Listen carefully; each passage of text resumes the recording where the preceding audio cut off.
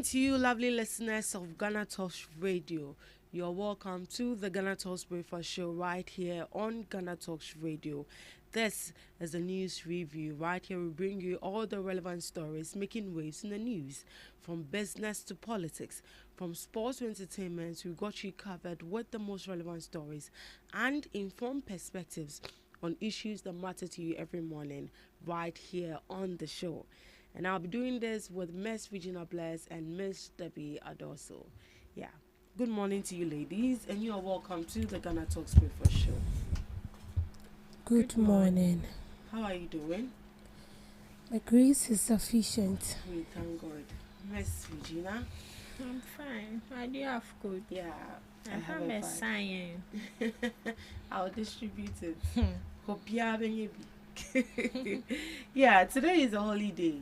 And I guess it's part of the Muslim celebration for their Eid Mubarak, right? Eid Fitr. This Eid Fitr. I thought it's Eid Mubarak. No, we have Eid Fitr, we have Eid Adha. Eid Mubarak has to do with, I think, it's like when you enter into a new year or something, but we'll need to ask the Muslim. But anytime they are celebrating either Eid Fitr or Eid Adha, they say something like Eid Mubarak, which I don't really understand. Because since Friday I've been hearing Eid Mubarak. So I'm quite surprised it's Eid Fitr. This is the small one, like when we celebrate Easter. Then Eid Adha has to do with the big one when we celebrate Christmas. They said Eid Mubarak means blessed Eid or happy Eid. Happy Eid. So it's Eid Mubarak. No. Yeah, because on Friday the greetings were Eid Mubarak. Yeah, so the thing is, as a woody Easter, but someone meets and the person tells you that it's just like Merry Christmas. Yes. They also say Merry Christmas back. So it says blessed Eid or happy Eid, a warm greeting Muslims use to celebrate the end of fasting during Eid al-Fitr or Eid al-Adha.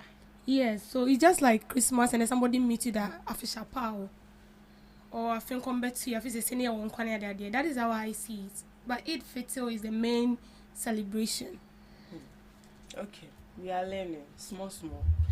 Right, before we dive into the news items for this morning, I don't know if you saw the trending video of some patients at the Kolebu Hospital lying down. I think I saw that from the 1957 news portal on their websites and also their social media handles. And the minister actually took an action to go to the hospital to go and see the situation for himself. And Kolebu has come out to debunk that video, saying that it's AI. I don't know if you've seen the video yourself, but looking at the video, do you think it's AI? You've not seen the video? Oh, my bad. Miss Debbie, have you also seen the video? I didn't see the video, but I saw the when the Minister of Health went to Kolebu to communicate with, the head of the hospital, of which they denied the fact that they didn't do such thing, never happened at Kolebu. For the video, I didn't come by it, but when the Minister of Health went there, I saw the video when he was communicating with them.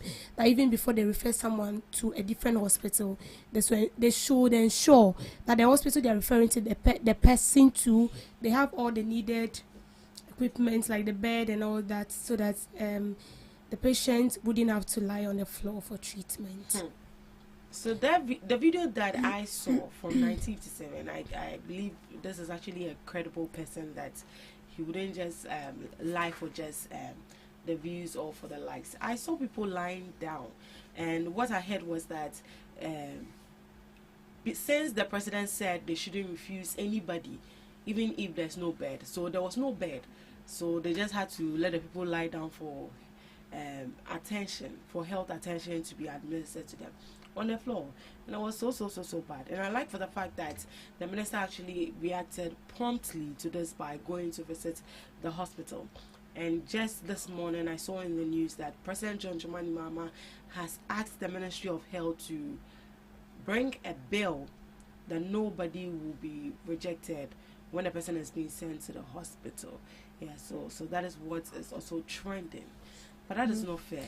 So because there's no bed, and the president said nobody should be refused, so you tell the person to lie on the floor for So the thing they have to, this all sums up to or boils down to this no bed syndrome of a thing. Exactly. So I think no hospital should run short of beds. At least there should be, the student mattress bed, that is what they use. There should be excesses of that. So even if in case the wards are full, you can give a patient that bed like on the floor, for him or her to sleep while you give her treatment or stuff. Definitely by the end of the day someone will be discharged, and then that person will need to replace the patient. But in a case where you have to use your cloth to lie on the floor and all that, that is you being infected with another disease for yourself. Right, at this juncture we'll dive into the news items we have for this morning. NPP drops to 25% as NDC rises to 46%. Global Info Analytics. A new tracking poll by Global Info Analytics shows a significant shift in political support in Ghana. According to pollster Musa Dankwa, support for the opposition New Patriotic Party NPP has dropped sharply by 25%. At the same time, the ruling National Democratic Congress NDC has seen its support rise to 46%. Before the 2024 general elections, the NPP actually had a slight lead with 37% support compared to NDC's 33%. But the latest numbers show a clear reversal. The gap is even wider in key swing regions like Greater Accra Region, Central Region, and Western Region. In these areas, only 22% of voters identify with the NPP, while 58% support the NDC. The poll suggests that recent issues such as internal party primaries and concerns over cocoa pricing may be affecting the NPP's popularity. Overall, these point to growing challenges for the NPP as it tries to rebuild support after the 2024 elections, especially in regions that often decide election outcome. So this is a new survey from Global Info Analytics, where he mentioned that NPP support drops to 25% as NDC rises to 46%. What are actually the specific factors that is dropping the support for the NPP from 37% to 25%? That's huge. That's a huge gap difference. Ms. Debbie? I think a lot of factors is amounting to what we see, because every political party has supporters. Regardless, we have people that no matter how underperforming the parties, they will still stand their ground of, backing the party. But here lies the case where the NPP's support has totally dropped. So this should tell you something. But for me, I feel like some of the factors has to do with. So let's take when the NPP was in power for 8 years. So we will talk about economic challenges like rising cost of living and unemployment, then perceived corruption or mismanagement. So we saw instances where when the NDC came into power, they exposed a lot of rottenness in the previous NPP administration. We saw that of the ghost names where NSS personnel were not being paid. People who were not supposed to be on payroll are receiving money. Deceased were receiving money. The whole NSS boss was also receiving money herself as an NSS personnel. So these are all corruption, perceived corruption, and all that was buttressed with the NPP government. Then we also come with unfulfilled campaign promises. We saw the issue of the Agenda 111. We saw the issue of one district, one factory. We saw that of one village, one dam, one consistency, constituency. Sorry, one constituency, 1 million.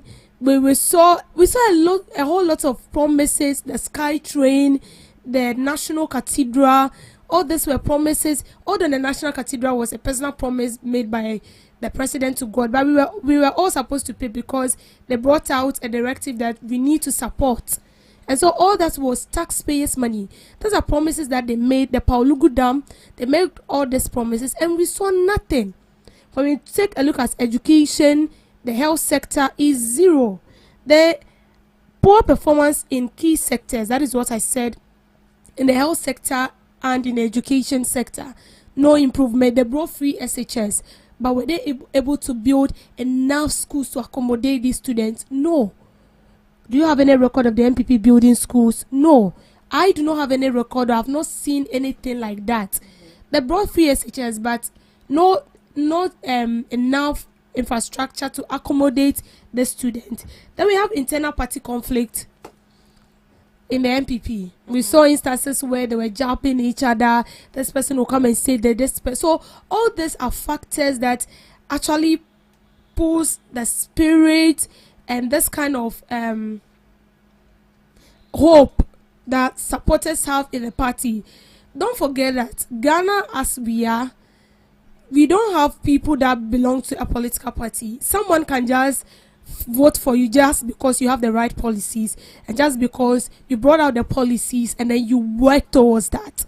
And so they'll vote for you. But even after the 4 years, when they see that you are underperforming and then another party is coming on board and that party is bringing on board relevant policies and they have this kind of assurance that this party coming on board is going to do according to the interest of the people, they will still vote for you. So it looks as if when you look at citizens and how we vote, it's like swing way, Bisa.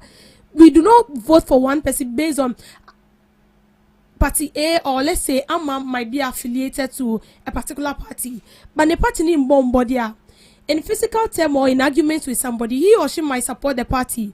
But when he gets to the boss or when she gets to the boss, she votes for someone who knows perfectly well that this person is going to bring improvements and development. We had instances where we went out to vote for people and then we had people saying that me MPP knew but me voting my Mahama. Me NDC knew but I go for the free SHS need to me voting my MPP. So it should tell you it's based on this policy. So when you bring these policies on board and then you don't put it into action or it doesn't materialize, people begin to, their trust in you begins to drop. When we take the NDC for instance, they said they are going to scrap e-levy, they scrapped it. They said betting tax, fuel. They said a lot of things, they scrapped it. Mahama promised to stabilize the cedi. The cedi to the dollar is stabilized, although we don't know how long it's going to take us. So in a way, 50% or 45% of their promises have been fulfilled. So all this thing will ginger someone to have trust in the NDC government more than the NPP. All right. Ms. Gina, looking at the percentage that was drawn from the NDC, would you say that the NDC is gradually winning the heart of Ghanaians? So what I can say genuinely is we shouldn't let this percentage deceive us. Ms. Debbie made a statement. When it comes to Ghanaians are swing voters. Today they might be supporting you. You go for your campaign, reading of manifestos, and the number of people who would come out to support you, you'd feel like, oh, you've already won or you've already achieved. But on the D-Day, these same people who are out there supporting you can change their mind. And we've seen some in the instance of Dr. Mahamadou Bawumia during the 2024 elections, where a lot of people, they massively came out to support him. But at the end of the day, we saw how the votes went. So I wouldn't say because the NDC now at this moment have garnered the attention of the people automatically means that they've already won. Because as I'm saying, mind you, they can switch at any time. That is very true. Yeah, even in spite of this whole cocoa issue, and they still have this vote against the NPP. That should tell you that not all of them are really happy, but it looks like because they are loyal to the party, they still have to be there. Yeah. But looking at the percentage the NPP also have, what can they do to win back the heart of Ghanaians? What would it take them? Okay, so when it comes to the NPP, looking at their past administration, weak leadership, how they disconnected from the people, and also how they, I think financial burden on the individuals. It would take a lot, and before they would be able to garner the trust or gain the trust of the people again, it means action. It doesn't necessarily means policy or talks, what they are saying. Now the question is, who would vote for you again? Let's say coming next 2 years, that is 2028, coming that year, and that is a chance for you to be voted in to prove that, oh, now we are changed.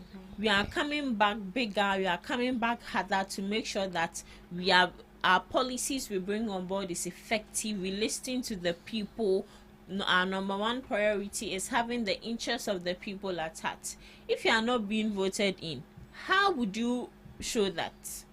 Or probably you can still show that without being in power.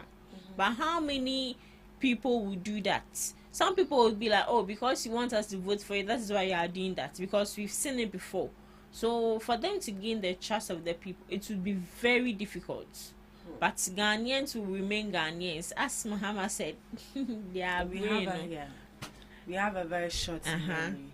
I think looking at the poll that Global Info Analytics has brought on board, I think it will be better for both parties to actually look into the issues and see what they can do better to win the hearts of Ghanaians. And especially with the NPP, you could see that Ghanaians are gradually drawing apart from them. And that is actually a huge red flag that I think they really need to look into. And if I was them, whatever survey that I don't know how to say it, but anybody brings at all that shows that we are not doing well, we should actually accept it and then work towards it, including the NDC as well. And I think that is going to go a long way for us. And I think with the NDCs, they shouldn't get into their head for them to relax. They can do better. Right, let's move on. SIM re-registration. Government to roll out multi-agency real-time verification system. The government of Ghana is introducing a new real-time verification system to improve SIM registration and strengthen national security. This comes after an audit revealed a major issue: fingerprint data collected during SIM registrations between 2021 and 2023 did not match with records in the National ID database managed by the National Identification Authority. The Minister for Communication, Samuel Nathi George, says the new system will fix these gaps by linking multiple government agencies, for instance, data verification. Under the new system, the National Identification Authority will provide real-time Ghana card verification. The Office of the Registrar of Companies will supply data on business owners, linking SIM cards to registered company directors. The Ghana Immigration Service will provide travel records for foreigners. The Ministry of Foreign Affairs will verify diplomats and embassy staff. The Ghana Police Service and other agencies will support enforcement and system security. The goal is to ensure that every SIM card is properly linked to a verified identity, whether individual or corporate. Government says this will improve transparency, reduce fraud, and strengthen national security by making it easier to track SIM ownership and usage. So this is the new developments on the SIM card re-registration that we'll be embarking on very soon. And it looks like this time around they are bringing in a whole new system that they are going to make sure that the system doesn't go flawed again. Because as the Minister for Communication mentioned, that the old registration we did was actually flawed and we don't have our biometrics. I don't know if you also read from or heard from President John Dramani Mahama saying that it looks like these two people were actually not in good talking terms. That is how come our data never got to NIA. But should that be the case? Because you are not on good talking terms. Talking terms with you. Let me find it. Isla also not in talk. She was not in good talking terms with, I think, the NIA. Data from the previous SIM registration exercise wasn't made available to NIA because the former communication minister and NIA boss weren't on speaking terms. But she came out to rectify that. She said it's a lie. I don't know whether you saw the video. So does that mean that the president is also lying? That is what she's trying to say. Someone may ask that if they are not on good talking terms, so what happens to the data that was collected? Can they present it now to NIA? But why should we be playing cha-cha with Miss Gina? People's data. They're playing cha-cha with it. Okay, so I think this is a great move, especially to tackle and combat fraudulent activities. Now, most people would have access to unregistered SIM cards, and with that unregistered SIM cards, one person's Ghana card has been registered with almost like 3 SIMs, 4 SIMs, 5 SIMs, and I've actually used a registered SIM card before, which wasn't in my name. I was 17 by then, so I needed a SIM card. It was a Tigo SIM card, and Nipa Bema, I'm a woman, and it's a man's name on it. So I was thinking, how do they do it? So initially, I thought the people on board, let's say the telecommunication staffs, they are the same people who use their own identity. I think by then it was that white voters ID they use. Voters ID, NHIS, and I was like, is it? Do they use it themselves or what? Because I was really confused. I was like, where? Since I was young, so major who can mean your answer. But now I've got to realize, they use our own SIM cards, and I would say I've fallen a victim before, because I quite remember the last time I went to, when I first got my MTN SIM. This man will go through. And mind you, registering the SIM is a very long process, especially when the person is using keypad. Or yes, fail 2 times, fail 3 times. From say, why is this man telling me fail? I'm not sure it will be fail. And when I got my SIM, that was when the code came out, a code where you can check the number of SIMs linked to your Ghana card. I checked it was like 3, 4, and I was like, how? So mind you, you might think this is just a normal issue, you want to brush it off, but brushing it off can cost you a lot in the future, because the number of people using your SIM card, you don't know why they are using your SIM card. Either it's for fraudulent activities, you never know. One day when I'm going more, then then they'll catch you. You know nothing about it. So I think linking our identification or our Ghana card to multiple companies, or you can't say, the NIA, so these agencies will actually aid. The NIA, Office of the Registrar of Companies, Ghana Immigration Service, Ministry of Foreign Affairs, and many more. I think it's a very good thing. It's a very, very, very all good thing. All the agencies coming on board. Because ask me that, so the foreigners that come into the country, how do they use a SIM card? Or where do they even get it from? So yesterday when I was listening to Sam George, he mentioned that they actually tore his SIM card. Yeah. But I was like, hey, really? That only allows you to use the SIM card for 90 days. So after 90 days, you won't. It will be blocked. It will be blocked automatically. So you wouldn't. So what if you're in the country more than 90 days? You go back again for another one. So that is when you have to. I think that is when you have to acquire a Ghana card and then get it, because it's assumed that if you are staying more than 90 days, meaning you want to be a resident or something. You want to switch your nationality. That's what I know. I started. There are lots of foreigners that have Ghana card, especially these Nigerians. They do have. Right. Was Ghana Nyankasa only Ghana card? Only Ghana card. Seriously. Yeah. So I feel like this SIM re-registration of a thing, if you take critical look at on this whole thing, I feel like in a way, although some of us were not in agreement with this re-registration, but I feel like it's necessary, because the main purpose, according to Sam George, is to curb or combat fraud, mobile fraud and cyber crime. So he made mention that the previous data or the previous re-registration we did, someone is called Fuseni and her picture does not match. The data attached to Fuseni's picture is not the raw info about Fuseni. And then Fuseni has like three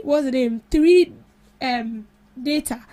Or no, she has about 3 datas with different pictures, and then but the same data with the same name. Different dates of birth. So this is something that they want to prevent, and that is the main reason why these fraudsters have the opportunity to have a lot of SIM. Because if somebody should tell me right now that I use 5 SIM, 6 SIM, what are you using it for? Even business personnel use like 2 to 3 SIMs. And no cry and here. Sometimes the 2 SIMs is not active. It is only one. That one is for emergency purposes. But here lies the case. Somebody is using like 3 to 4 SIM. And the more reason why we want to re-register this whole SIM is to prevent these people. So they are going to block it.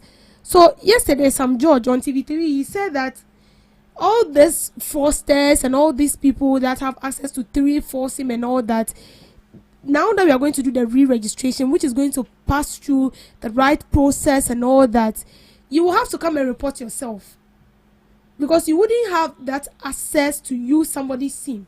And there wouldn't be an instance where you use someone's SIM to register more than 4 or more than 3. So if you are doing more than that, the system will automatically block you. So if the system block all your SIM, so imagine for me, it's like I have like 3 MTN SIM. No, I have 3 MTN SIM because the phone I used before, every SIM I use and they'll block me. I don't know why.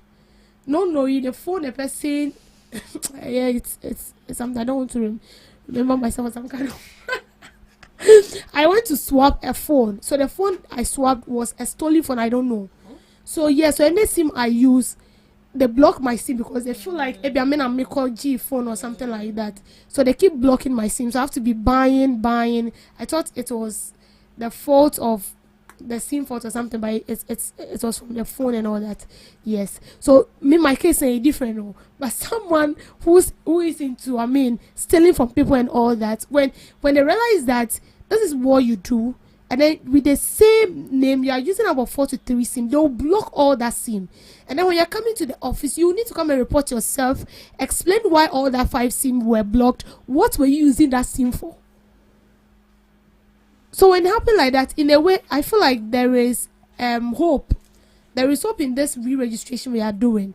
But then he also said that they are bringing an app of which you will stay in your home and register. And then do the registration. There is nothing like you or anything. So I feel like, how will those in the rural how effective is it? How are they going to use it? Because you remember some time back in 2021 when we were doing the SIM card re-registration, they said, oh, you can be in your house. You just need a phone. You do the face recognition and then that's it. But when you do it system down, how effective is that? How different is this one going to be?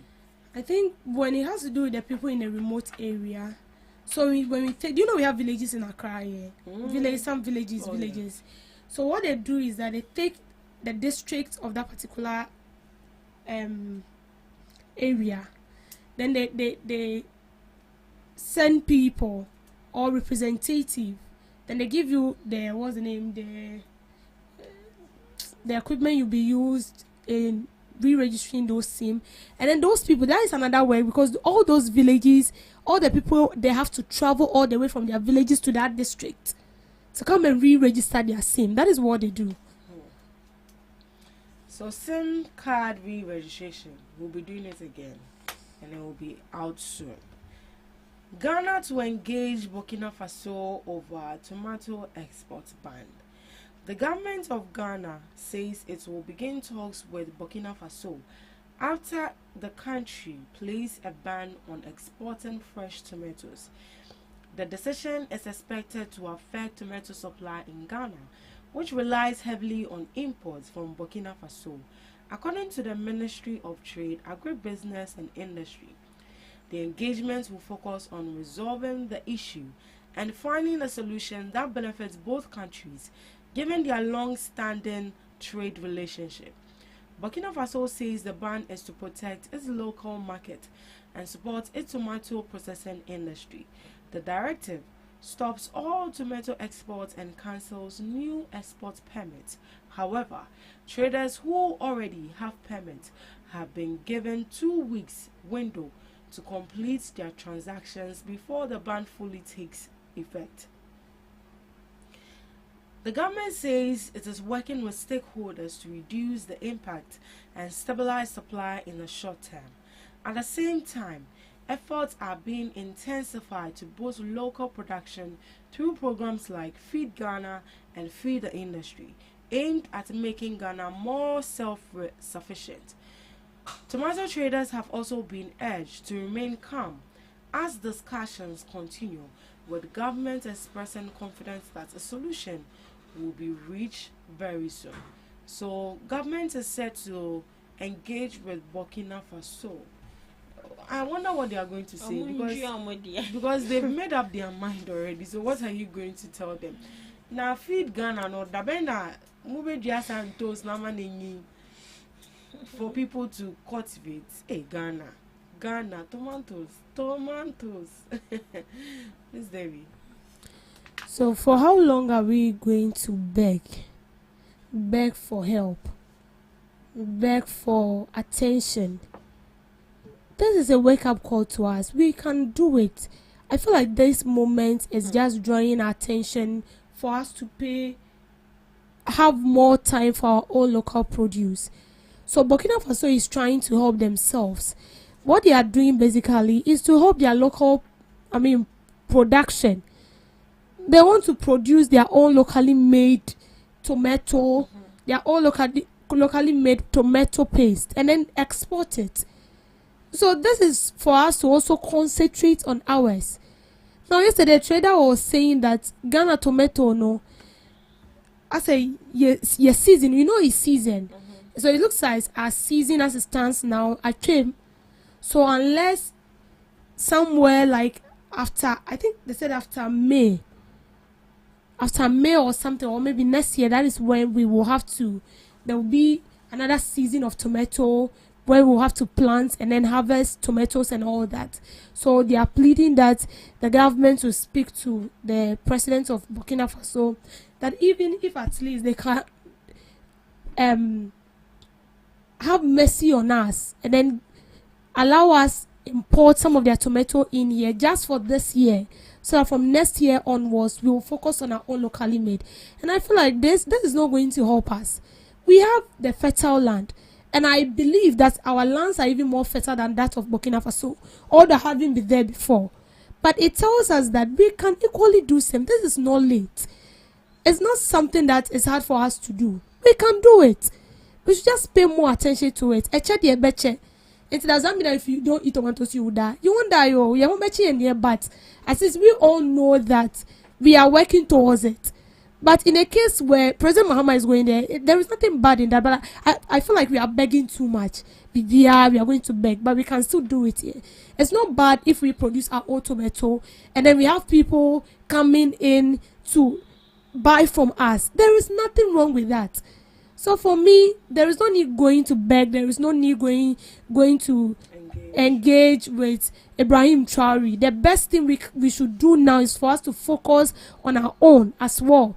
We should pay more attention to it. We should support the farmers, and that will help us. You ask me, you can't da. Right, Miss Regina, should we engage? There's nothing wrong in engaging. There's nothing wrong with dialogue and communication. But sometimes where action is needed, we don't need communication. And this is a time and a wake-up call for Ghanaians or the government of Ghana to take action rather than relying on communication.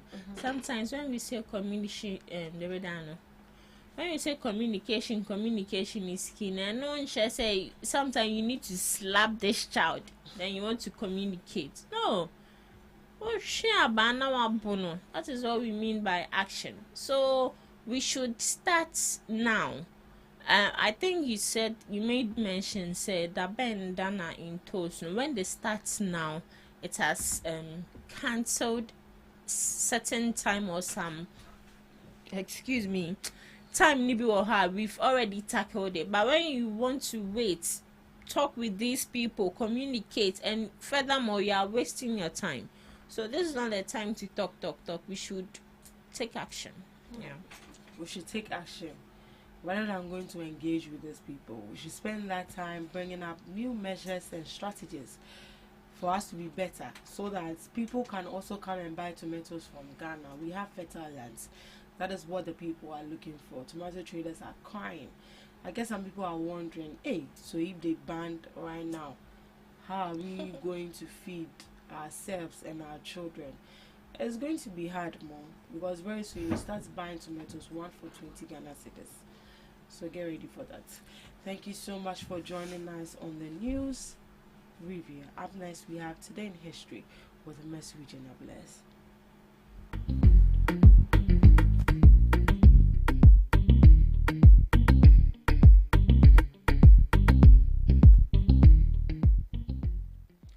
Bringing you Today in History on this day. First artificial heart patient dies. Bernard Clark, the first recipient of a permanent artificial heart, died on this day in 1983, 112 days after the implant, due to complications from the device. The 61-year-old dentist was tethered to a 350-pound air compressor, which allowed him to live for over 3 months while facing multiple health issues following the December 1, 1982 procedure. Leading Mexican presidential candidates. Luis Donaldo Colosio, Mexico's ruling party's presidential candidate, is gunned down during a campaign rally in the northern border town of Tijuana. To some few global observances, World Meteorological Day, to commemorate the entry into force in 1950 of the convention that created the World Meteorological Organization.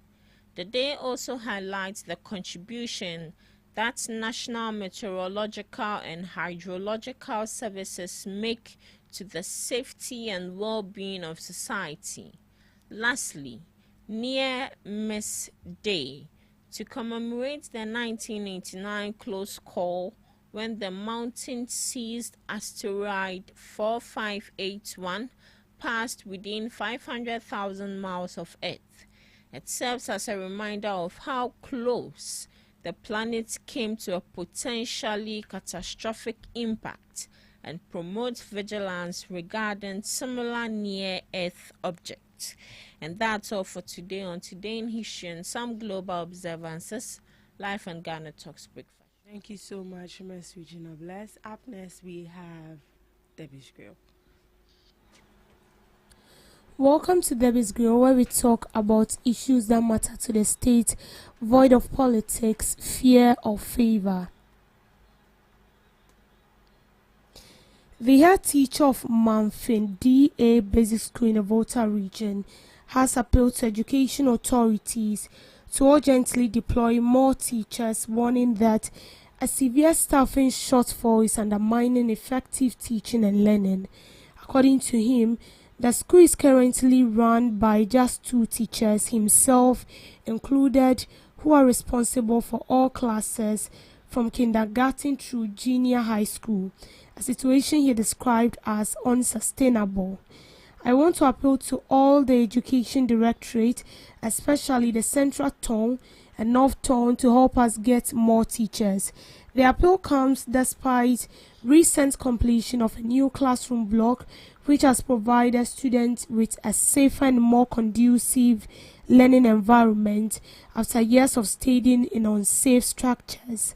Mr. Agudo stressed that while the improved infrastructure marks significant progress, the shortage of teachers remains a critical challenge that must be addressed to enhance academic performance and overall learning outcomes.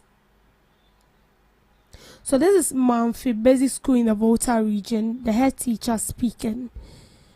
There are shortages of teachers, and I believe this is not something new.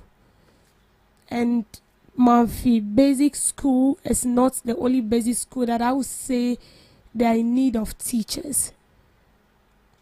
It's sad. It's sad because we have a lot of teachers who have graduated and they want to be posted,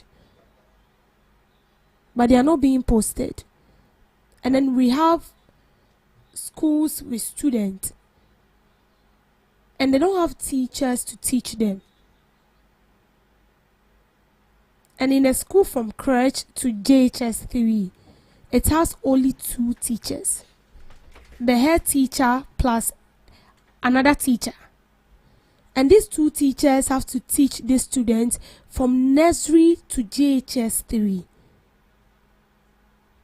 This is very, very bad. We have teachers that go to school to study and then they can take from crèche to JHS 3. But we have teachers who go to school and then they base on one subject. We have teachers who go to school and they base in mathematics, science, social studies, ICT. And that is why we have the IT teacher, we have the science teacher, we have the math teacher. We have the a teacher who teaches RME, we have creative art teacher. Not as if they can't teach all the subjects. But when they went to school, they based in this. And so when they are being posted, any school that they've been posted to, they teach their subject. Unless the teacher who is supposed to teach maybe math, who is supposed to teach social studies, they are lacking those teachers, then the teacher who has made himself available will now have to occupy that spaces till they get a teacher. That is quite understandable. But in a case where a whole school from kindergarten to JHS 3, only 2 teachers, this is bad. We've seen instances where teachers are demonstrated that they want to be posted. They've graduated, but they've not been posted. And then we have schools that are lacking teachers. So what is stopping us? What is preventing us to post these teachers? I know most often these teachers do not want to go because the place is not developed. And that is why we are also calling that, you see, these remote areas, they need to be developed. We need to build a well-structured schools for these communities. In Kanipapomwa, every school should even be attached by accommodation for teachers. The teacher cannot be teaching here and then he stays somewhere like Achimota. And every day he'll be picking vehicle in and out. But imagine the school is well built, well furnished. I mean, everything is provided. There is an accommodation. The teacher wouldn't have to come and be struggling. Why not? In Kenya and why not? They will go and teach. There is nothing wrong with that. And sometimes it's not as if the government do not post these teachers. They post them, but they go back to, forge things behind and they'll be reposted. Especially teachers. So I had a colleague who never went to the northern region and he was being posted to the northern region. He went like 1 week. So sometimes it's not as if most of these people do not want to go there, but we have people who have stayed their whole life in Accra. They don't know how it feels like to go to other places, other remote areas. They can't just relate. So such a person, what do you know? Because they see no reason why. Why would I be raised in Accra where there is quota everywhere? I don't need to struggle. I can even take trotro from here to this place. And then you are posting me to a place I'll have to walk like 30 miles for me to get to a place to teach on ye. And so they go back to forge things behind so that they will get reposted. So all these are things that needs to be addressed to get these people on board. Because no teacher would like to go to a school and then struggle. Your work becomes so easy if all the equipment needed to execute your mandate are being provided. When you're being handed a job to do, and then you're not given the necessary equipment to use in doing your work, it makes it so difficult. So we are here. We are all presenters, we are journalists. We use the laptop, we use the microphone, we use the camera. We use the console. So imagine I come here to broadcast and the console is not here, the microphone is not here. It makes the work so difficult. That doesn't mean that the person is not good. You are good. But the equipment to help you and bringing out the best is not there. It's a major money thing. But in a case where you go, you are being given a task to perform, you gain employment, and then you get and everything. The laptop is here, the microphone is here, the camera is working, the console, everything. Then you also go. But when you don't get the things, it makes it so difficult. It makes the work tiring and frustrating in a way. Because teaching a Jumano, I always say this, it's a calling. Every institution you find yourself, whatever you find yourself doing, I believe is a calling. You were called to do that, and that is why you do it effortlessly. Me sitting here, I'm not called to teach because I don't have that heart. Keep quiet, sit down. But we have people who are called to do that. Or no need to no. Although the person is called to do that, there are things that will help you to work effortlessly and then bring out the best. Because the people you are going to handle, they are future leaders. They are not just mere children who are so naive. No. These are children that will become presidents in future, doctors in future, pilots, nurses. Most of them will still become a teacher. Most of them will become journalists, press, and a whole lot. Ambassadors to other countries. So you're not just teaching mere students. You are teaching future leaders. How do you teach future leaders to take up a role of the elders today when the needed equipment are not made available? So I feel like, you see, this whole issue about when we post people, they don't go in the health sector. When we post nurses, they don't want to go in the teaching field. When we post teachers, they don't want to go. There is more to it. There is more to it. And as much as I've seen a directive from the president that stated that anyone who is being posted, especially the doctors and the nurses who are being posted to places and they said they won't go, I think there is a penalty you will need to face and all that. There is nothing wrong with that. But at least, let's consider certain things too. You are posting someone to work in a community where there is no light, a community where the network is bad, a community that when you want to talk to someone, you have to be climbing trees. You have to be tying your phone around.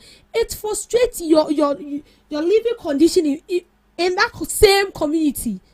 Okay, Jumaka, you don't go with sound mind.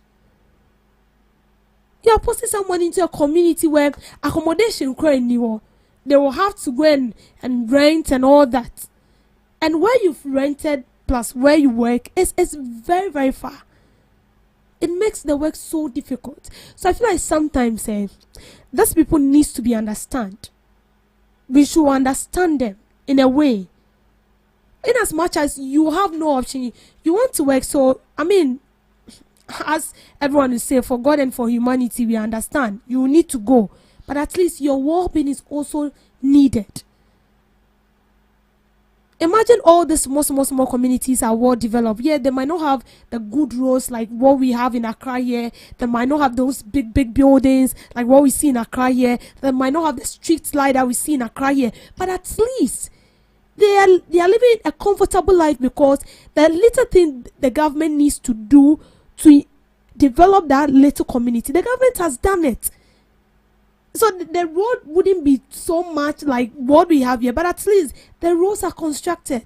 The building wouldn't be so luxurious like what we have in Accra here, but at least they have a good home they can lay their head to sleep or for rest.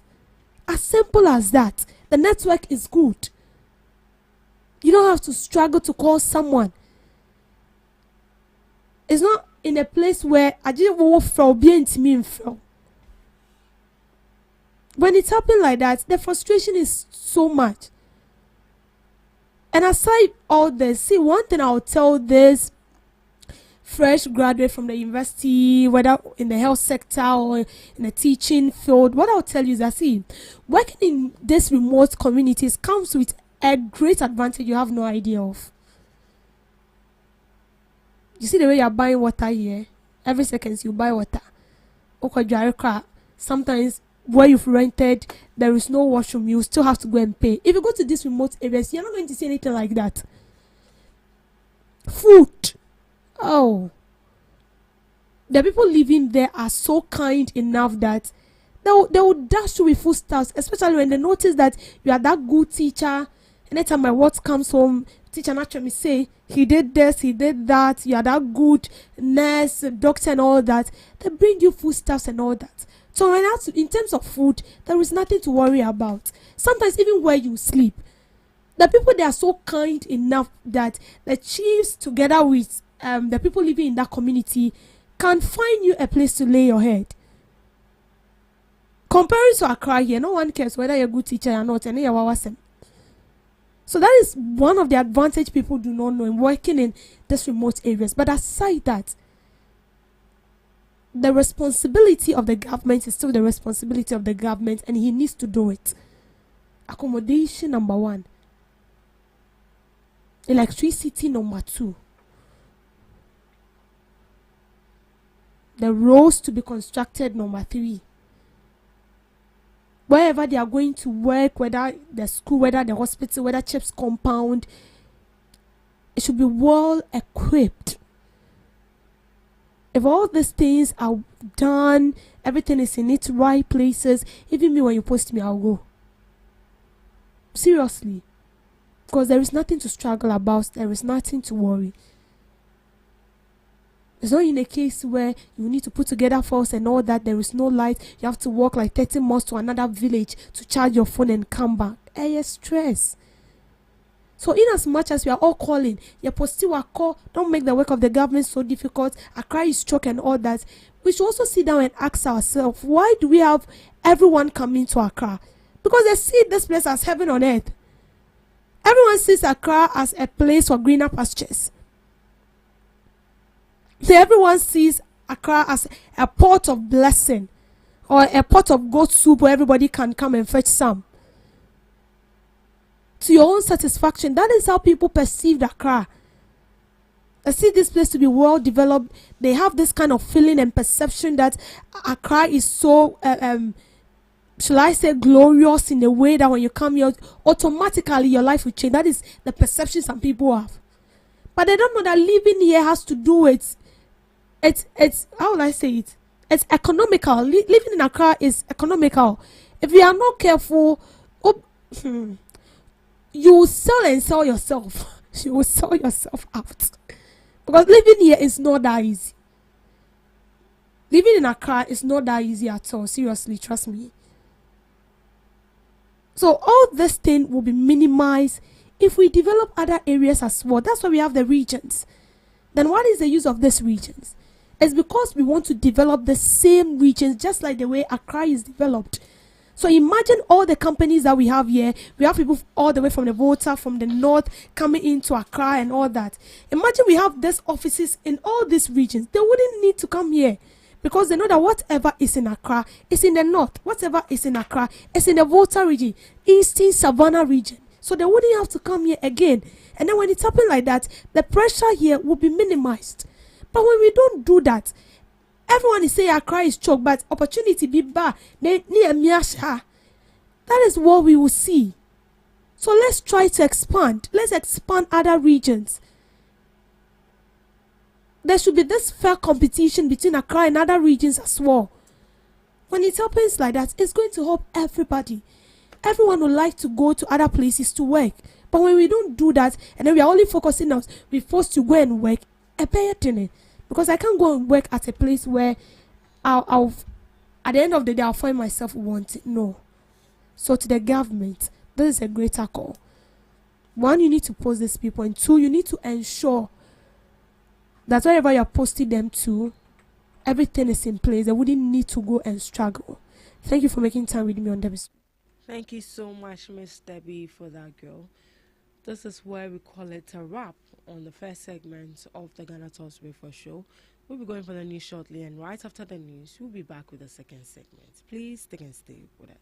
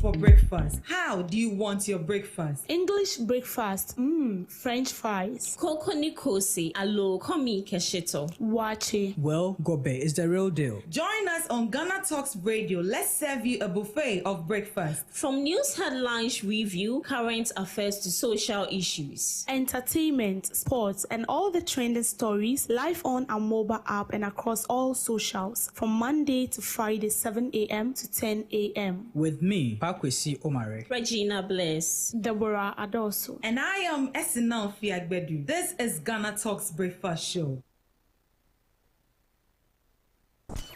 GhanaTalks Radio in a mix. The best music in the world. The best music. My favorite station. GhanaTalks Radio. We bring you local news, business news, international, sports, and entertainment news. Right here on GTR.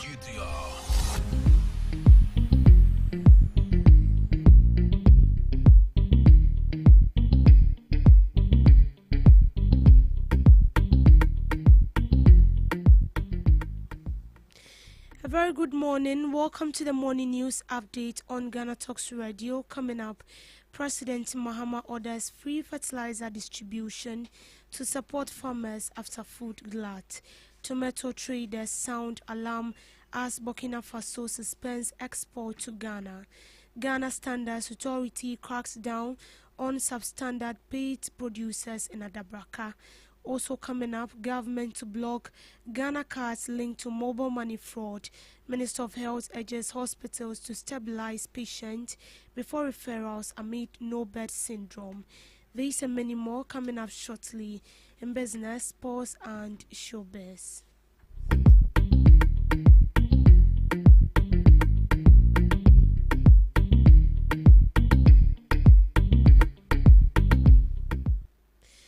President John Dramani Mahama has directed the Minister of Food and Agriculture to distribute fertilizers to farmers for free this year. This move aimed to cushion farmers who suffered losses due to last year's food glut.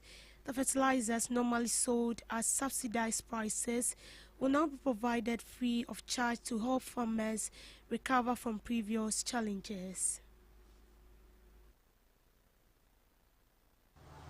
Nesi afia etwe mu a ekyese eduane bebu ya ekrafo bebre aboka nanti fertilizer yakra se afiwe ye de bema ekrafo normally the ma at subsidized price teso na omotua kakra. And so you see yenenti ekwafo bebe aboka no.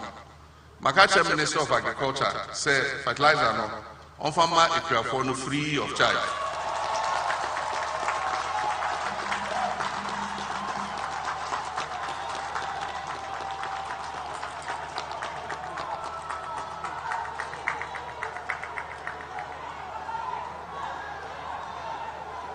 Enti afi we yan ton fertilizer no mamu. Ya de be mamu free. Sene be ya mo betimi atemo kano so. Tomato traders in Ghana has expressed concern over the suspension of tomato exports from Burkina Faso, citing insufficient local supply to meet market demand. The ban imposed by Burkina Faso's military led the government to prioritize domestic processing and protect local industries. Traders warn that the suspension could lead to shortages and price hike in Ghanaian market. According to them, local production is struggling to meet demand with challenges including low yields, limited irrigation and post-harvest losses. Meanwhile, the government has initiated a dialogue to address and explore alternatives to ensure stable tomato supply. The same I think to me for Burkina, I have problem, papa.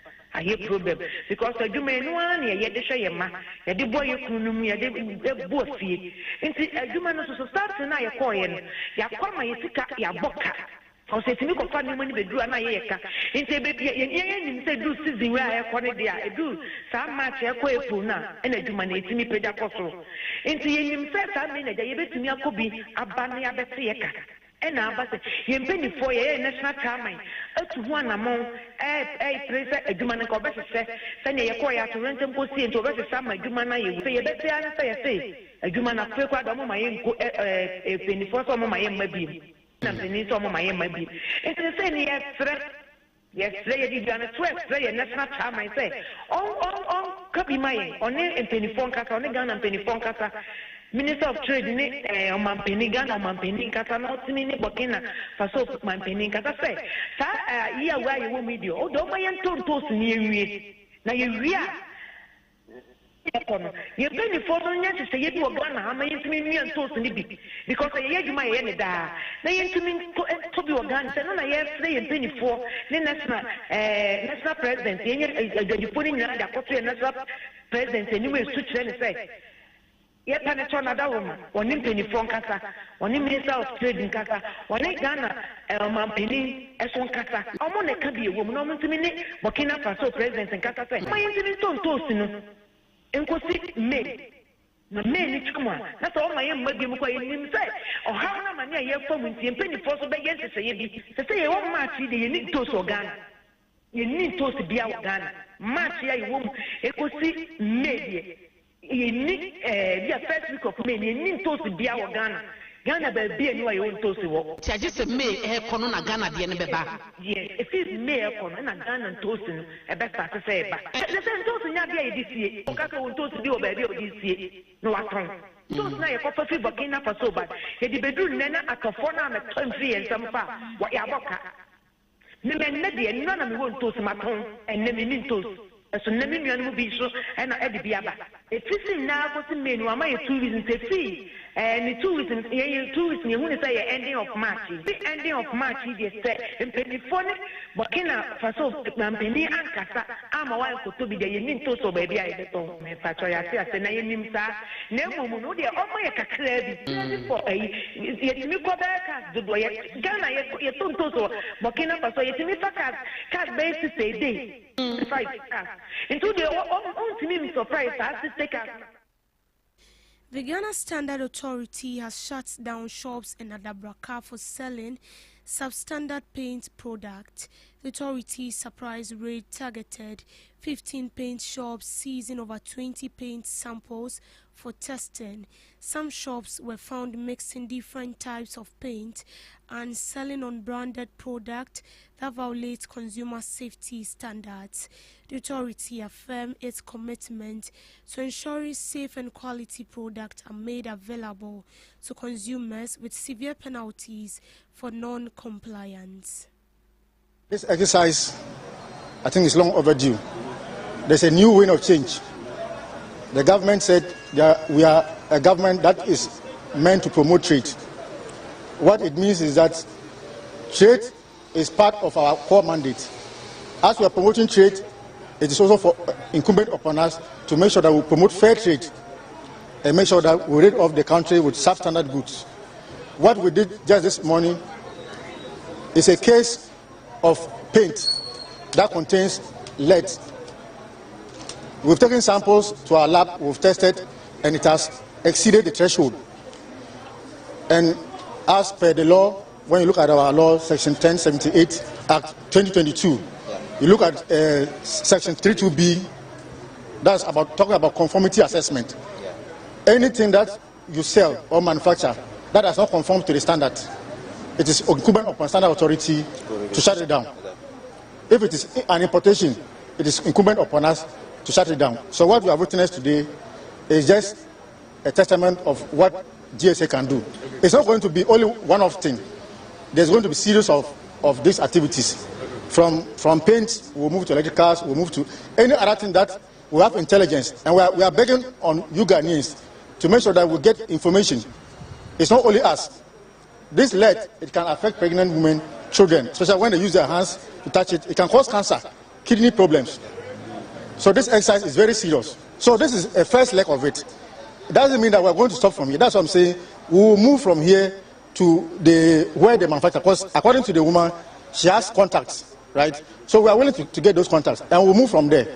And we also liaise with our colleagues who are in the port, give them the intelligence that this paint is on high alert, red. So anything about it, because the port is big.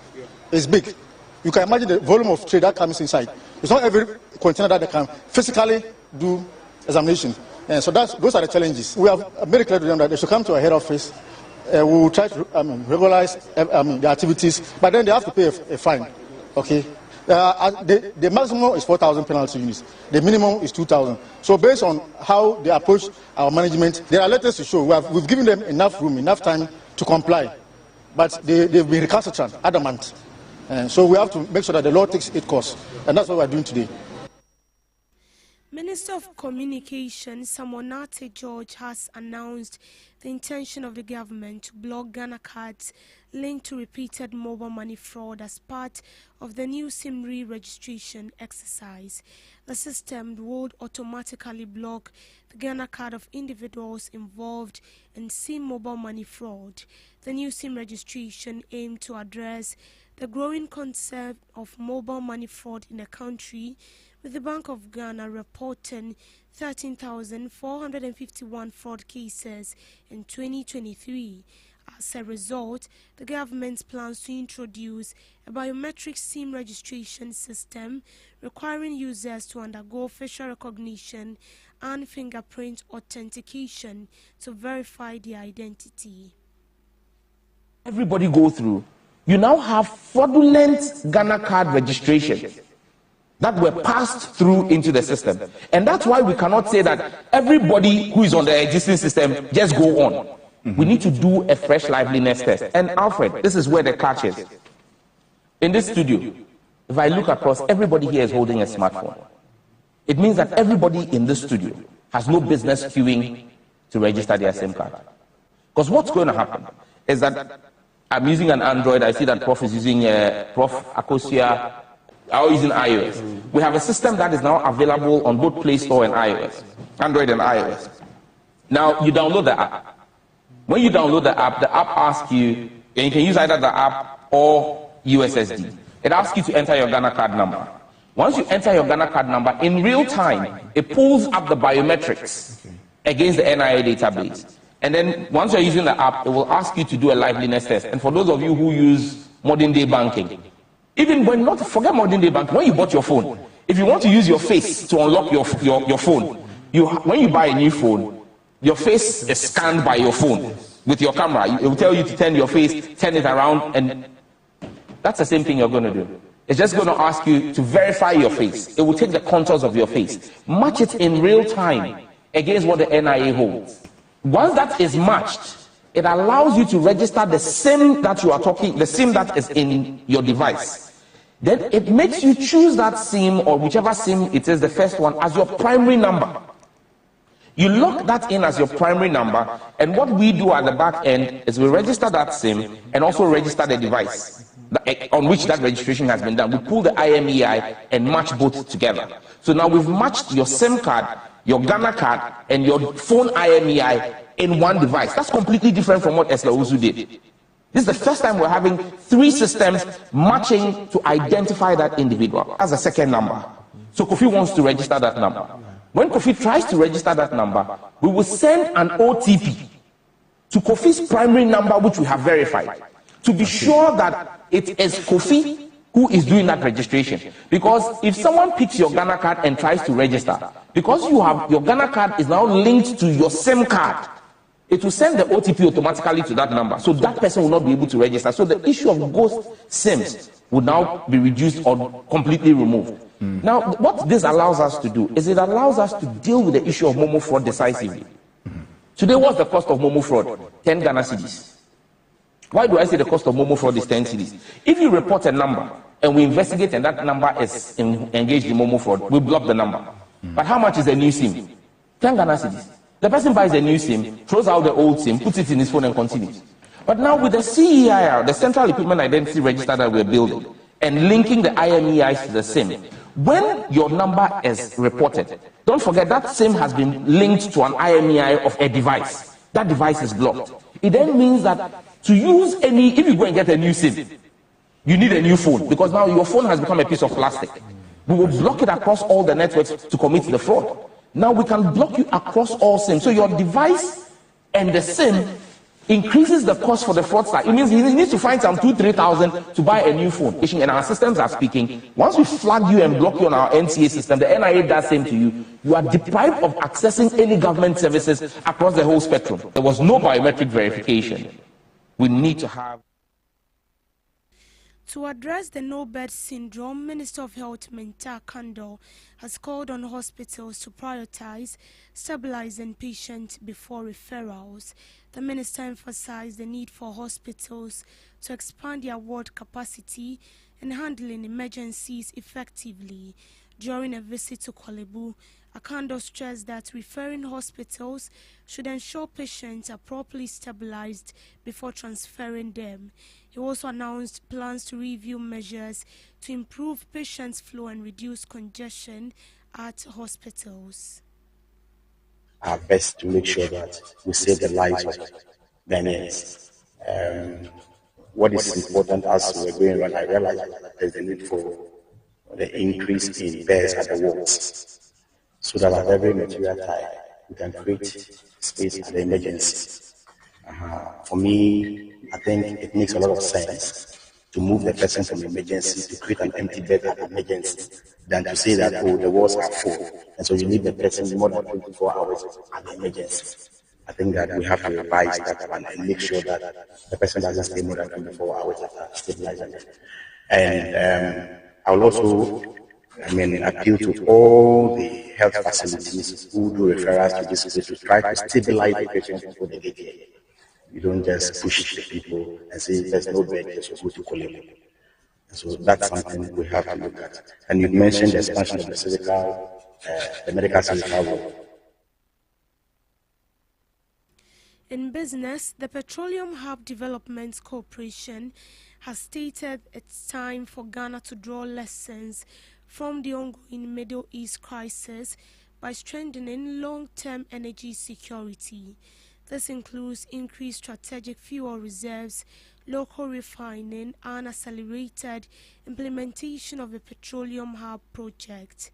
The corporation is therefore advocating for at least 90 days of fuel store cover while prioritizing investment in domestic refining capacity. Deputy Chief Executive Officer in charge of corporations and technical at the Petroleum Hub, Kobe Rosley, in an interview stressed the need for Ghana to adopt a long-term strategy to mitigate exposure to external shocks. He emphasized the importance of building adequate strategic reserves targeting a minimum of 90 days while addressing risk associated with global supply disruptions. Kobe Rosley added that current global development highlights the urgency of building a more self-sufficient energy sector. He also emphasized the need for fast-track the Petroleum Hub project and expand domestic refining capacity and reducing reliance on import. Escalating tensions in the Middle East continue to drive volatility in global crude oil prices, with spillover effect on import-dependent economies. This has already been reflected in upward adjustments in fuel prices during the second pricing window of March.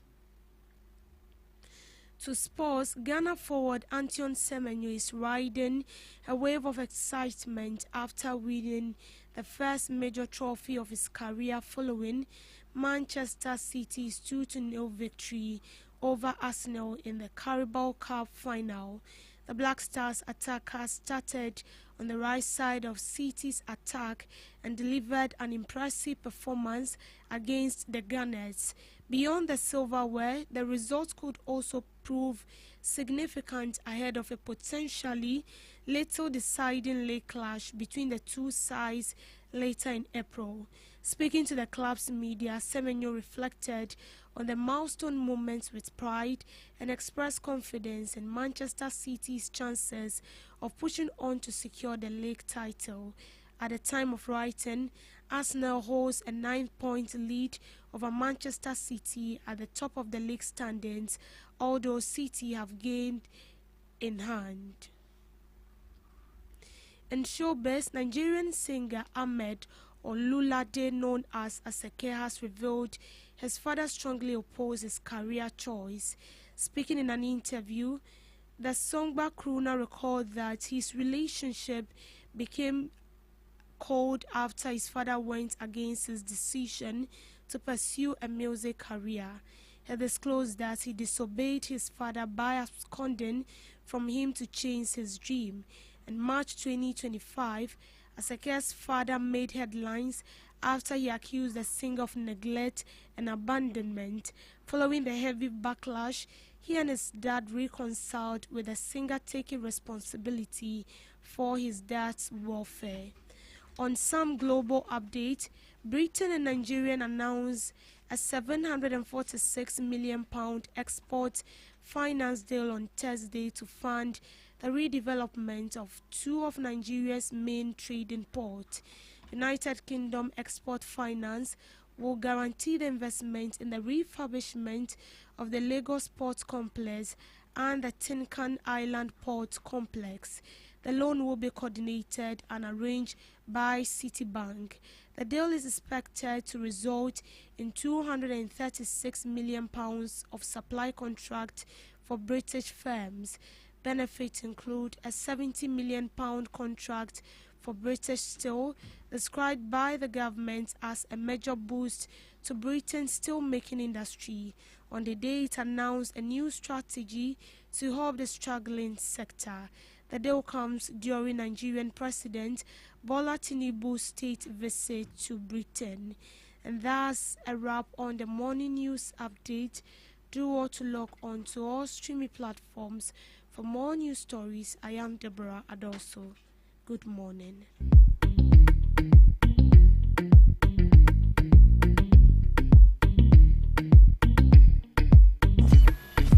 GhanaTalks Radio in a mix. In a mix.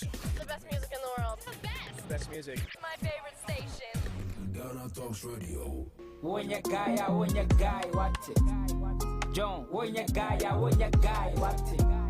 boy na when you alright busia go by the name Coin Takra. Call me say you Coin Takra there na your time it Coin Takra live on Ghana Talks Radio now Mondays and Fridays me the time it Coin Takra brabo when you say Monday ne day eya mamere abakwasem Africa Ghana our heritage e ka mamere ne amane ye tete abakwasem ho nkomo ne ye di eya hina ne ye koni now Friday ne ye bass on bass Friday yeah rap we dey talk about entertainment we dey talk about music business so join me this Monday and Friday BR Live on Ghana Talks Radio. Don't forget, so we follow all the social media platforms like Ghana Talks Radio and Coin Takra. Me so me page and so Coin Takra. Now listen, a better fire, a better job our Ghana Talks Radio. Don't forget, so me download the app on the Play Store and the App Store. Call me your time it's Coin Takra Monday and Fridays. Jinamu D will be a mamiara time enough at 7 p.m. sharp. Yeah, the Jumadi any bro. Here, call on your guy, on your guy. Wadim Savieta Sika, your fan Kotovenza.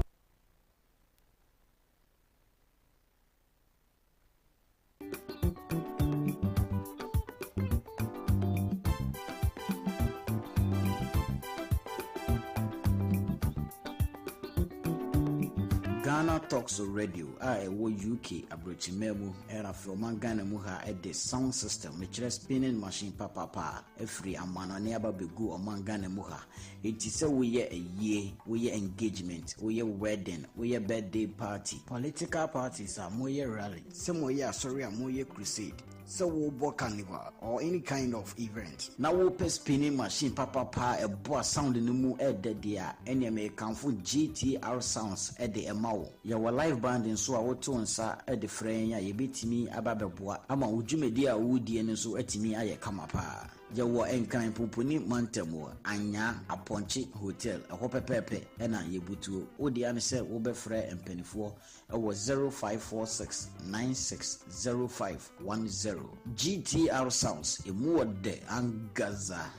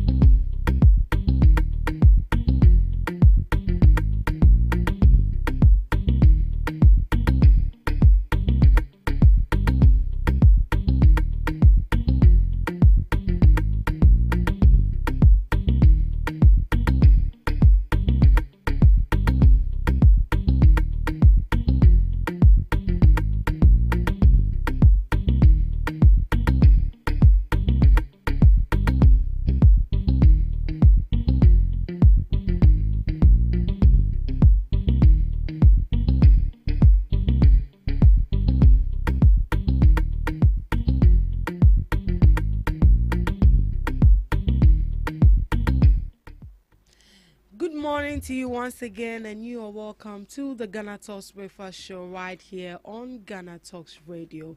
This is your favorite online radio station, and we are streaming live on Facebook at Ghana Talks Radio, on YouTube at Ghana Talks Radio, and also on X at Ghana Talks Radio. Do all to log on and join in the conversation. Send your comments and let's get interactive right here on the show. This is the second segment of the Ghana Talks Breakfast Show, and as you know it, we come along with knowledgeable guests who are going to share their informed perspectives on issues that matter to you every morning right here on the show. And as part of our topics today we'll be looking at a very topical issue, an issue that is of concern to everyone, that has to do with SIM re-registration and also minority accusing governments of repackaging old land policies as reforms. These are the issues we'll be diving into this morning, and our guests are seated beautifully and they can't wait to delve into the issue for discussion this morning. As you know it, we have only 2 political parties right here in Ghana, in as much as we have a lot of them. But we recognize just 2, the NPP and the NEC. In order for us to have a very balanced conversation, we brought these 2 people on board, and they are going to be, looking at the topic we have at hand. We'll be hearing from both sides what this did, what the other also did. From the camp of the NDC, we have Mr. Gauso Zamani, the NDC communications team member, and we also have Mr. Emmanuel Chambers, NPP communications team member. Good morning to you, gentlemen, and you are welcome to the GhanaTalks Breakfast Show. All right, good morning. Good morning. Mr. Chambers, how are you doing? So far, so good. By the grace of God, we are fine. But when it comes to can you get closer to the microphone? The daily routines of a bit more. Then today, yeah. You know, you are far from the microphone. Oh, okay. Yeah. So, like I said, by the grace of God, we are doing good. Yeah, since there's life, we always have to acknowledge God. But when it comes to what we've been battling with all days, I mean, what are you battling with? The high cost of living, the electricity tariffs, and all stuff. So it hasn't been easy, but we are on as Ghanaians. We shall not die. We shall not die. We are just hoping that the fuel that is going up, that nobody knows why it is going up. Soon it will come down as well, because as we said, nobody knows why the fuel prices is going up. You don't know? I don't know. You don't know why the fuel prices is going up? I don't know, because if at all we are going to say the Middle East war, this is something that the managers of the economy today said it cannot affect our economy.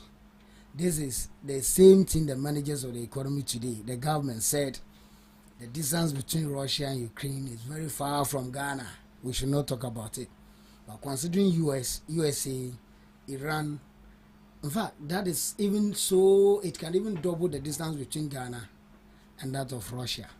So why would I sit here to say I know what is affecting our economy? I don't know at all. Right, Mrs. Zamani. Good morning to you. Good morning.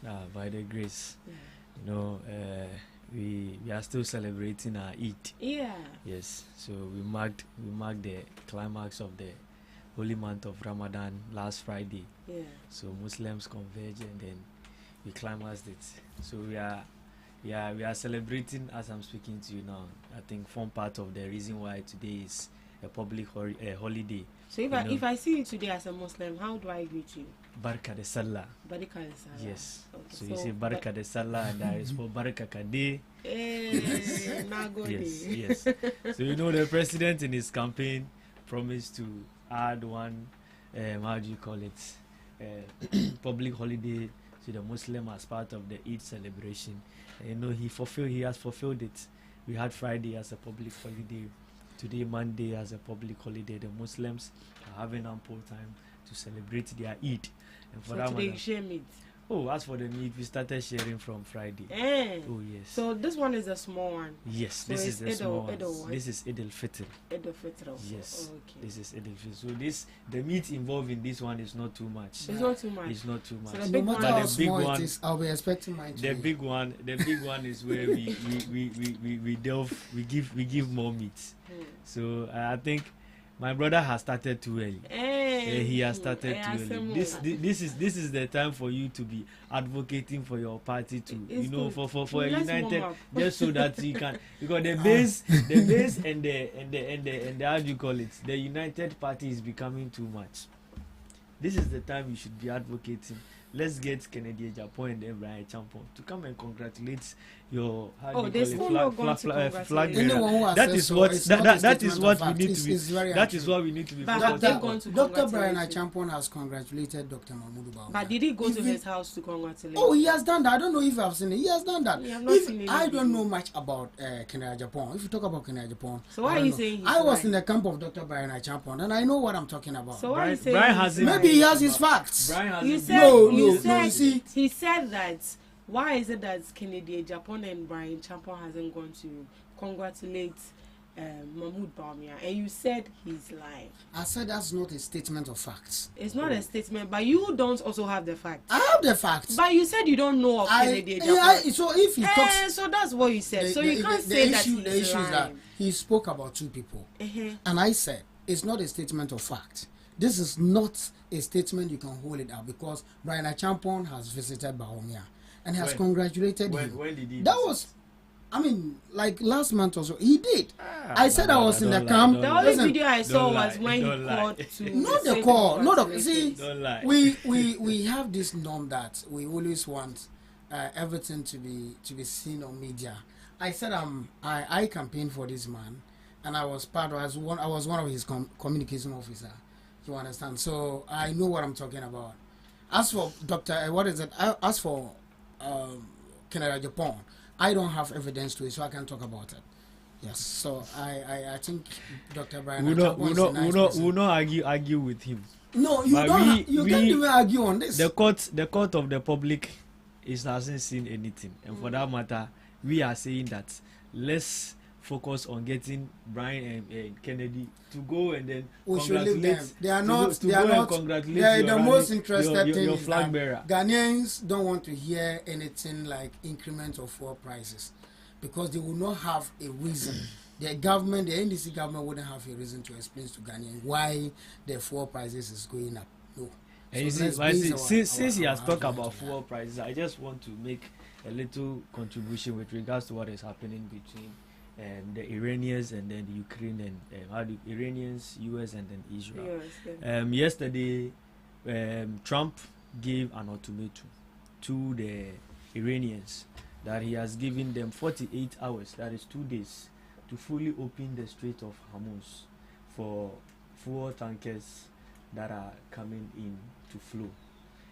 But you know, the Iranians have also released a communique that has given a free pass to every other tanker from every other country, but just with that is being seen as an enemy tanker, which has to do with the US. So what is happening? It is not only Ghana that is going to suffer from it. Today, oh no, please let me make what is happening in the world. What is happening in the world now? It is not only Ghana that is suffering from it. The whole world is seeing it. The Strait of Hormuz. The 20% of the world oil passes through the Strait of Hormuz, and as I'm speaking to you now, the percentage of oil that is passing through the Strait of Hormuz, it is not up to the world standard, and for that matter, every part of the world is feeling it right now. Today as I speak to you, when you go to the world market, a barrel for oil is now hitting over $150, which is not only Ghana that is going to suffer it. You see, when you people we tend to blame you people about the mess and the mismanagement of our economy. The other time I was here, I told you, before the first missile was thrown in Ukraine, Ghana's economy was not doing any good. Ghana's economy, the dollar had already broken chain before the war in Ukraine started. This is an argument you want to get away. Oh no! But let me draw your attention to the something. Dollar has already broken chain. If you say that before the first missile was say that the thrown. Middle East war is affecting almost every part of the world, not Ghana, you are not making any sense to me. Sorry to use that word for lack of words. Sorry to say that. We were here when the entire world declared a global pandemic. That was the COVID-19. You said COVID-19 cannot affect our economy. You said it. Go back, see what's but before COVID-19, what was the exchange rate? Before COVID-19 hit, what was the exchange rate? Do you know that in 2018... What was interest rate when before COVID-19 hit? Bro. What was the interest rate when COVID? What was our GDP? What was our debt to GDP ratio? So that is when you talk about GDP. No, your government even gained more in COVID-19 than you lost. How much did you get from the World Bank during COVID-19? Every average Ghanaian know that. Yeah, you can have this to help you. How much did you get from how do you call it from the World Bank during COVID-19? You see, interestingly, it is so disturbing. I mean, I love the fact that NDC, when they are in opposition, they misbehave anyhow. They say all manners of things, and when they come back to power, they go to do exactly the same thing they've been speaking about. And that our two topics today, you will see to it that if we are being very truthful, you will realize that whatever NDC stood against is the same thing they are doing today. If you talk about the exchange rate, how much was a 1 liter of fuel you left in 2016? The prices you left was so bad, around somewhere 15, 16. How much did you leave when you were leaving power? Listen, the reason we cannot have you mismanage the economy. How do you call it? Borrow so much to the extent that you had to how do you call it? Stabilize the economy by taking the country to a debt exchange, domestic debt exchange program. What do you tell me? Recently, last month, I saw your minority leader assemble all TESCON leaders in parliament and was explaining what DDEP to them. Something that saw a whole, how do you call it, former, this woman, Akufo-Addo Kezi Ikra, what was she? Former what? Was communication? No, I think the former, how do you call it, Chief Justice or so, picketing at the office of the Ministry of Finance. Sophia. Yes. The whole issue this is what you took Ghana through. It's see, when you have a fact, when you have a fact, you don't speak. That is a global thing happening, and whatever is happening with regards to the oil right now, Ghana as today is not suffering it. We are just praying and hoping that but you saw what you've not been truthful. Oh no, you saw what there's an increment in the fuel prices. You are saying that you're not suffering it. You just sat here and said the Middle East. You see, in 2016, the same gentleman we have as the president today ruled this country. We saw how he mismanaged the economy.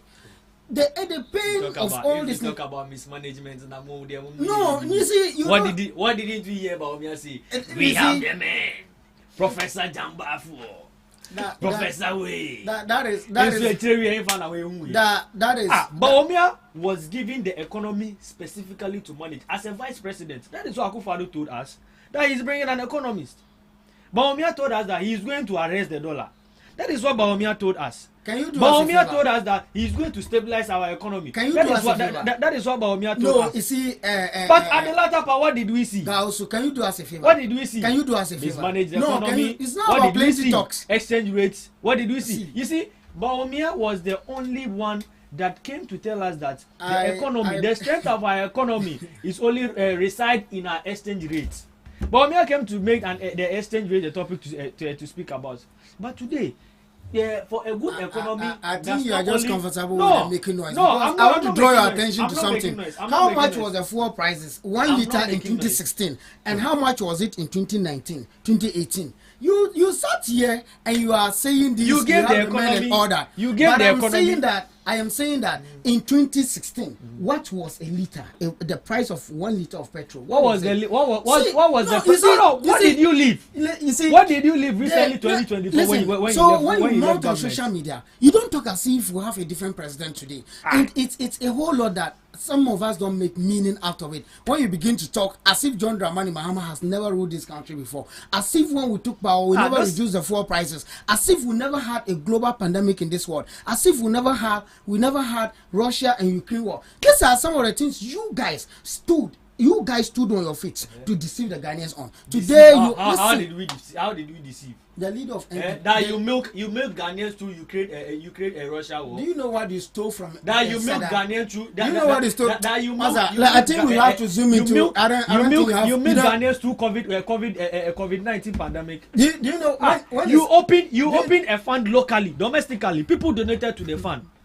Internationally, the World Bank gave you money. I'm not really. We were here when you came to tell us that you are giving people living in Accra and Kumasi free. I'm not really good at shouting. You turn back. You turn back when to come and charge the people again. Today you are here saying that COVID-19 what? You people actually blame everything on COVID-19. When we say mismanaged economy, you say COVID-19. When we say Ghanaians are facing hardship, you say COVID-19. But when we say the current fuel prices is going up, what do you say? What is happening now? My brother, what is happening now? No, what is happening now? No, do you want to tell me that you are blind? Right now, if we say fuel prices high, we can refer fuel prices. I said it's going up.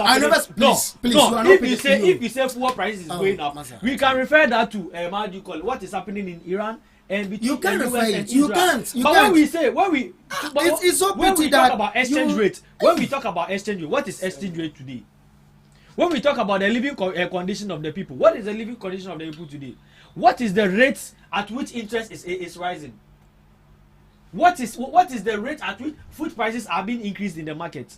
We can see it on the slow pace, and this is not being linked to what is happening between Russia and what is happening between Iran, US, and then Iran.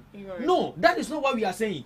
We are saying that what is happening there has to do with the oil price on the market. And for that matter, if we see our fuel going high today, it is in the right direction. We can refer that to that. But we cannot say that if we see a high rise in our exchange rates, or when we see the the life of the people being some way, or when we see our economy being mismanaged, we are going to refer that to what is happening between what is happening the in highest the Middle level East. hypocrisy. No, so it's when there is not when your time. No, your time. That is what you were doing. When we talk about when we talk about level when we when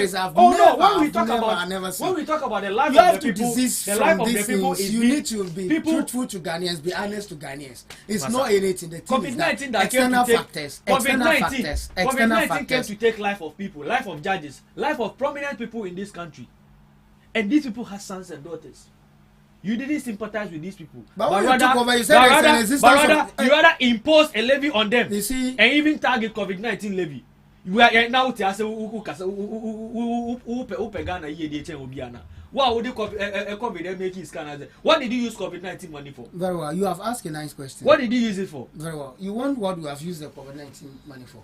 Tell us what you use the SADA money for. No, you see. Listen. It's not about. That's what I'm saying. You are talking about global. You are talking about global pandemic. Something that happens. It's very hypocritical. Something that happened at the global. Communicator who sees today to defend the Middle East war, to defend the increment, to defend. Did I cause it? Did we cause the Russia-Ukraine war? You didn't cause Russia, but you gained more. You gained more than you lost in Russia-Ukraine war. This is just a pure hypocrisy. You gained more than you lost in Russia-Ukraine war. It's a pity for any reasonable communicator of NEC to be defending the Middle East war and saying that, in fact, that Russia-Ukraine war wasn't the reason our fuel prices went up. But that's okay. All right. Are you done ranting? Right. That was actually a warm-up from our people, the NDC and the NPP, as you know it. What do you also think? ASMO, there's a whole lot of issues. Right, at this juncture, we are going to dive into the main topic for discussion.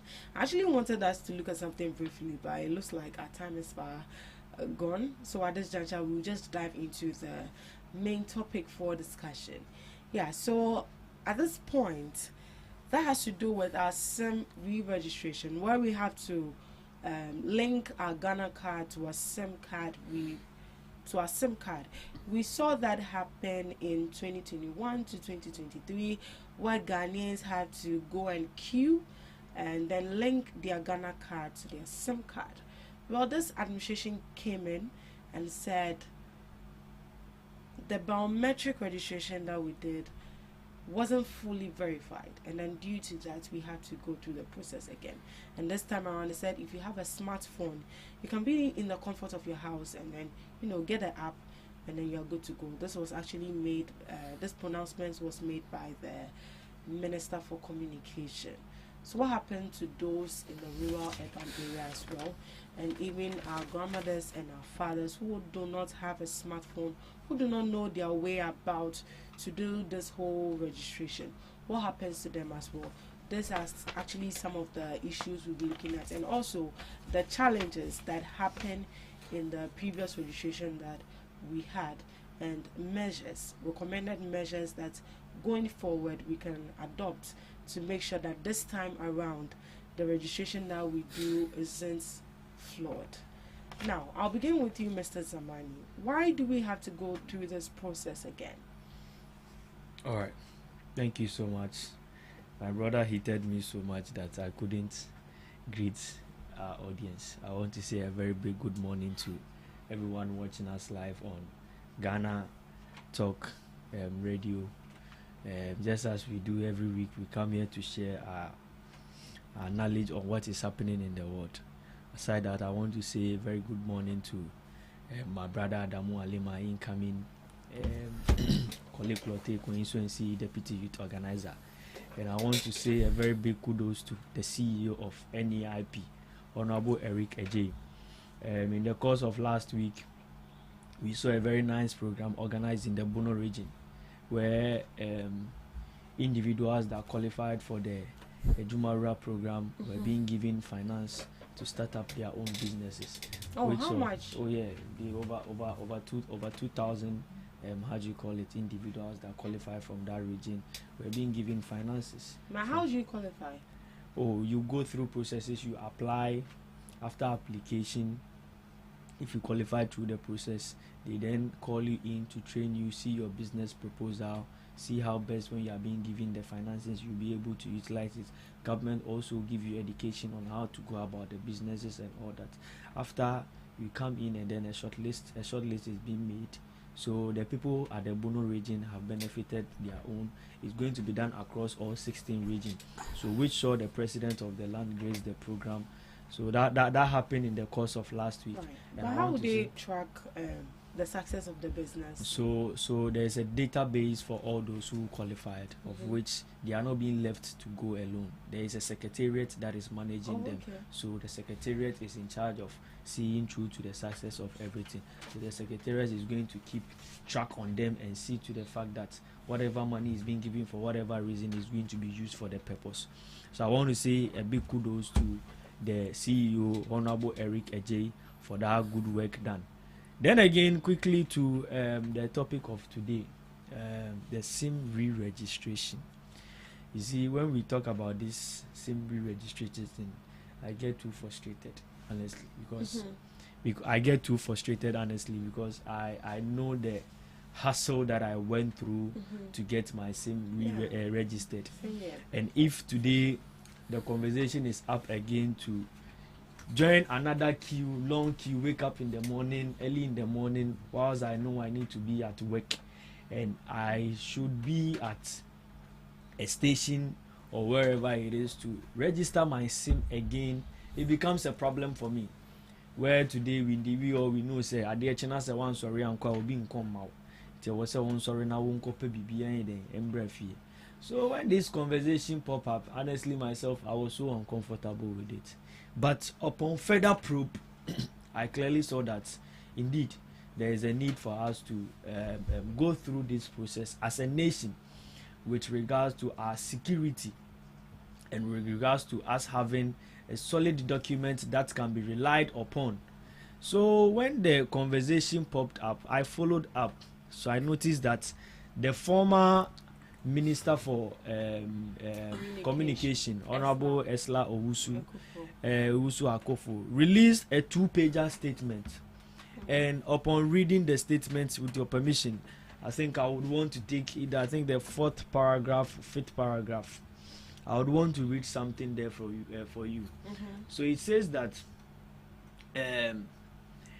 now a lot has been said to create the impression that the problem with the exercise were because of personal issues and bad blood between institutions, which has to do with the bad blood between the Ministry of Communication and then NIA, of which the president made reference to at the Bono region when he was at the program which saw the disbursement of funds to individuals that qualified for the Ejumara program. Now, Esla also go ahead to say that the only issue with the National Identification Authority did not allow the SIM registration system to connect with their database for biometric verification, and that second stage, that was the challenge. So Esla Owusu Akufo is telling us that. So does that mean that we didn't do a biometric? Thank you so much. So she has admitted. Yes, this is a statement. Esla Owusu Akufo statement. And that she goes to that this, however, did not prevent us to compile a comprehensive database of all which ensured that the mass registration exercise was successfully completed with the registration of almost 30 million SIM cards. So 30 million SIM cards were registered. Then again in the next paragraph, say that, and yet, despite the limitations. What do we know today? We know that when an audit was conducted in 2025, more than 80% of facial biometric whatever was made. No, so you have your time to speak. No, but please, I want to. If he's reading something, please, with all due respect, please, your time will come. No, I know. No, I want to draw his attention to something. No, when he's done, then you come in. Oh, but why will you Why will you want our audience to? He's reading something. I also have it. Listen to me. And he's come. Wait, listen. Okay, everyone has his or her time to speak over here. But that is not to say that. That is how you do it. I'm not sure you'd be happy if someone does that to it's you. Okay. Right. But if I'm reading something, I'm drawing your attention to something. You can draw. So you can point it down. All right, when it's your turn to talk, then you draw his attention. Sorry about that, Mr. Samuel. All right. Thank you so much. So just as I was saying earlier, so reference has been made to the statement of the former Minister for Communication, Honorable Esla Owusu-Akufo. So this is her admitting that the registration that was made was not biometrically verified at the back end of the NIA. To the layman, or to my lay understanding, what I get from this is that NIA has a national database of Ghanaians, and we went through a national exercise of registering our SIMs and linking them to our Ghana card. So successfully, the SIMs were linked to Ghana card, of which we all agreed. I took my Ghana card and my SIM was linked to it. But someone may ask, now my SIM has been linked, what is then the need for me to do what? To go through the registration process again, to link my SIM again, of which that is the basis. But the issue here is that the SIM that has been linked to the Ghana card has not been verified at the ends of the NIA. My dear, you get me? You have your Ghana card, all right. You've gone through the registration. It has been linked. But NIA has not verified that this particular person that has gone to link the Ghana card, truly it is the person. Now we have a case where people are using other people's Ghana card to register SIMs for themselves, of which it is not being verified that indeed these are the people. That is what we are seeing here. So today, fraudulent activities is happening. People use Ghana card in different person's name, and then the SIM that is being registered is in another person's name. This is what we are talking about. So you see, we cannot sit and say that we want convenience whilst our security is at risk. And today, most of the criminal activities that is going on is being done on the cyberspace, of which our SIM cards have been used to do this chronobonic. Today, let's look at mobile money fraud. Someone can just be there automatically. Something pops up on your mobile phone. You enter in your PIN code. Kai usika nina atreko. Reports whoever is in charge or whoever does that is being traced. The person is being blocked because the person has Ghana card. He goes to buy another SIM and then register. This is what we are trying to block. This is what the Ministry of Communication and then the Honorable Sam Jatta George is trying to deter. And Esla Owusu-Akufo told us that out of the 100% registration that were made, 80% of them were biometrically verified. Through which system? Through the NITA system. And NITA has the database today as we speak to you. And according to the Minister of Communication today, upon further probe, upon further forensic audit, clearly shows that within the 80% that has been biometrically verified, even that component, there are question marks. So now 80% that she mentioned that they are fully verified. Yes, they are still flawed. Yes, they are still flawed according to them. According to the minister, there are still flaws in there. But how did the minister find out that? Those the minister is in the ministry now, and he has access to every information. He is actually in charge of the ministry now. So if a friend is saying, upon training, if you sumu beka to say or kotos in the nayabua, send the Indian to me in the chinji. Konin and the team sumu. So Sam Jatta George is in charge of the ministry now, and we expect nothing from him but the truth. So this is what the minister is telling us. So now let's come back to the 20% that has not been verified, my sister. What if this 20% is what we are seeing today all over? where mobile money fraud is there. Today you pick your phone, or anybody just can just speak you. Sister New landing. So what is that? All this is a result of what our system that is not okay. So this exercise is looking at trying to secure you and I. Our monies are being secured. Where how do you call it? We also have a solid national communication database. And you see, this whole process has been explained by the minister on how the process is going to take. But the other side have just decided to just not pay a hidden ears. Over the weekend, I saw, how do you call it? The one that could not have even his own flag bearer come to the constituency to campaign for her. That is what's the name? Akosia Menu sit on TV3 was making some claims that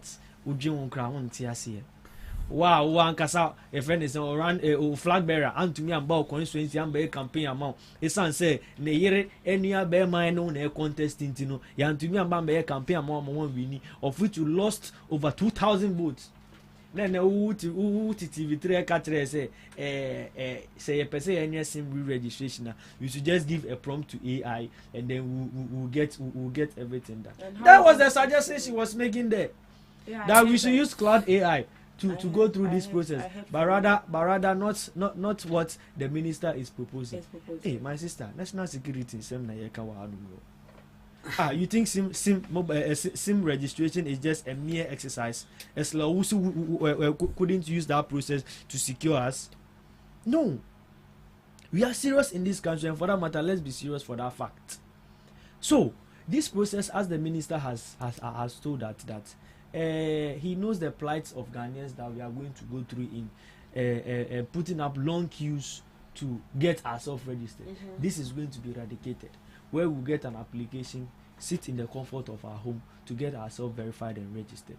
And even with those that do not have smartphones or those who will not be able to go through these processes, that what the telcos are going to assist them in this process. For that matter, the process is going to be very seamless. It is not going to cause chaos.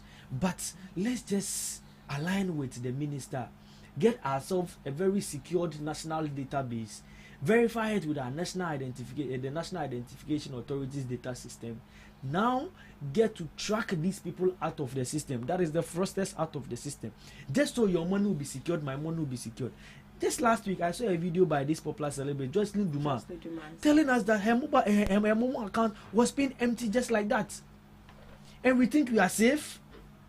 No. We are not safe. So how sure are we that after this registration we do again, that we are not going to be seeing anything of that sort? Yes, you see, we were being deceived by the previous government. You see, if not for this minister for communication, we never would have known that whatever registration we went through was not verified by the NIA, National Identification Authority. It was not verified by them. So anybody at all can just fabricate any document at all. And you see, today the tech, those at the fraud side of technology are so advanced than we, the ones that are passing through the right procedure. And for that matter, if we say that you having a 4-square card and go and then tender it in for whoever is in charge of registration to just take you through some process, and for that matter you are secured and registered, someone sitting elsewhere can also print the same thing. But the NIA has a back-end data of which it verifies everything. There should be a linkage between the Ministry of Communication taking this exercise and the NIA doing the verification. So all these why NIA didn't verify and didn't even do any integration. According to, how do you call it, Esla Owusu Akufu, her own statement, of which the president made reference to it. Sam George over the weekend was at TV3. We saw what Akosia Menu did, disgracefully disgrace herself with some of her assertion. Some of the things she was even saying, which was very sad. So for that matter, what Ghanaians we need to be looking at now is not convenience, but rather security. So whoever is saying, oh, I've gone through the process before, and for that matter, there's no need for me to go through it again. These reasons have been given. And I know you want yourself secured and you want your money secured. Today, people use mobile money more than they use banking service. People have millions of cedis in their mobile money accounts. and you want this money secured, and this is the reason why your monies and whatever you are using within your mobile phone space is at risk. And the minister coming out to propose this solid process for us to ensure that our security is secured. Why don't we support the minister? I am fully in support of the minister, because I can sit at the convenience of my mobile phone, just pick it, do the verification, verify my face, then quickly I'm gone. There's no need for me to join any long queue. This, I think, is in the right direction. I don't know what he has to say. Well, we just hope that we don't join any long queue and then we don't have any system failure, as we saw in the previous administration, where you even join the queue, it gets to your turn and they say the system is down. That means that you have to wait or you have to go and then come back again. All right, Mr. Chambers, your take on this, please. Before I come to it, I think he has verbally said certain untrue statements by Minu. The woman on TV3 never said we should use AI. She never said that. So what did she say? What she said was that with the verification, you can even sit and use AI to determine some SIM cards that have been linked to Ghana card. That was her statement. It was just a very short statement she said there. So I don't know why you are coming to lie to the public. He said the woman said they should use AI to do the SIM registration. That was what you said. She said you can use it to determine the SIM cards that have been linked with Ghana card, not to use it to register or link Ghana card. Get a difference. That was her language. If you have the video, he can produce it, then they play it. I listened to it. So why is he trying to lie? Okay. So please don't. She never said anything like that. Please, it's a lie. Now, before I go ahead, I would want to commend Dr. Mahmoud Bawumia for taking these bold steps and seeing this, that Ghana, there's a need to have a single document serving as a true source of truth. I mean, a source of truth for us, and that document could have all our, database, biometric or whatever. You understand that with regards to the NIA, the formation of NIA, in fact, when we were told to go and then get Ghana cards, the NDC in opposition then said there's no need to have Ghana card. Some judge even mentioned that we already have some databases. We have the health insurance database, we have the EC database, DVLA, Senate, and all that. And so when the issue of SIM card registration came out, we all saw what they said. They said there was no need. Some judge again went ahead and formed what we call Stubborn Academy, where he said they would never do the registration. And has referred us back to 2010 that Honorable Lawyer Haruna has done SIM registration and it was successful. That was what some judge told us. That was in 2010? That was 2010. Some Honorable Lawyer Haruna did it. So he referred Eslawusu's SIM registration or SIM linking our SIM cards to Ghana card to that of Lawyer Haruna, citing the use LI 211. So during the now 2010 to 20, is it 2010 to 2017? 2010 to 2017 re-registration. What identification was used to link our cards? The registration started in 2010. I think they used Ghana card, a voter ID card or something like that. I don't know, but I think voter ID card was strongly involved. That's one thing I know. Now, with regards to SIM cards registration, I don't think it is necessary. You don't think it's necessary? I don't think it's necessary because why are we even going to register for SIM cards again? He said, some judge said it's not re-registration. It's now a proper registration. Proper registration. So he said it's re-registration. So I don't know if he has not listened to some judge very well. So it's a registration. It's a registration and not re-registration. The issue is that if the primary reason for some judge is to cure fraud, now we are told that 80% of our SIM cards, active SIM cards, are already linked to Ghana card. So if you identify, some judge has identified that 20% of the people are fraudulent, right? So how do you identify the fraudulent SIM cards? And you can use that same system to get those fraudulent SIM cards out of the system. How will you do that? You see, if you can tell us that you have detected 20%, that is what he said, that they have detected 20% of the SIM cards fraudulent. People are saying that the 20% are fraudulent. Fraudulent. That's what Sam George said. That is what he said. That is what he said, and he has really quote that out of the 80% of the people that are successfully registered, that are using active SIM card, some of them there are fraudulent. People are hiding behind SIM cards and using it for dubious activities, mobile money fraud and other fraud. Now, how do you identify someone who is using a fraudulent SIM card, but you cannot have a system to clear the person out? Asking ordinary Ghanaian to go and queue to register for SIM card, to link Ghana card to our SIM card is very, very stressful. We have seen it. Talking about the mobile phone they are talking about, you can sit at your comfort zone, key in whatever details you have. There is an app, you use the app, get yourself registered. Let's ask ourselves, how many market women can go through this process? Though Dr. Mahmoud Bawumia, Dr. Mahmoud Bawumia and Nana-led administration has done so well about advancing education. Yes, of course, no doubt about it, the free senior high school. But we are still lacking behind. Ghana as a nation, there are some communities, there are some places you go today and the whole or the household has nobody who has gone to school. People cannot still use mobile phones today. Some people, when they are going to make call, they come to you, oh, take my phone, get this person's number for me. In my house, it happens. Where I am coming from, it is still there, where people will tell you that I want to make a call, get this person's number for me, then you get the number for the person. It means that in as much as we are trying to advance ourselves technologically, it means that there are some people who are still not, or people who have not had access to education.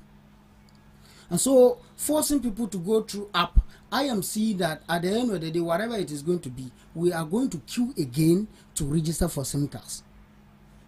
Whether we like it or not, we are going to queue. Sam George in his own words said, when the system is not favorable, if you try on the phone and the system is not favorable, they will put offices around. You can book online, go to a nearby office, and then get yourself registered.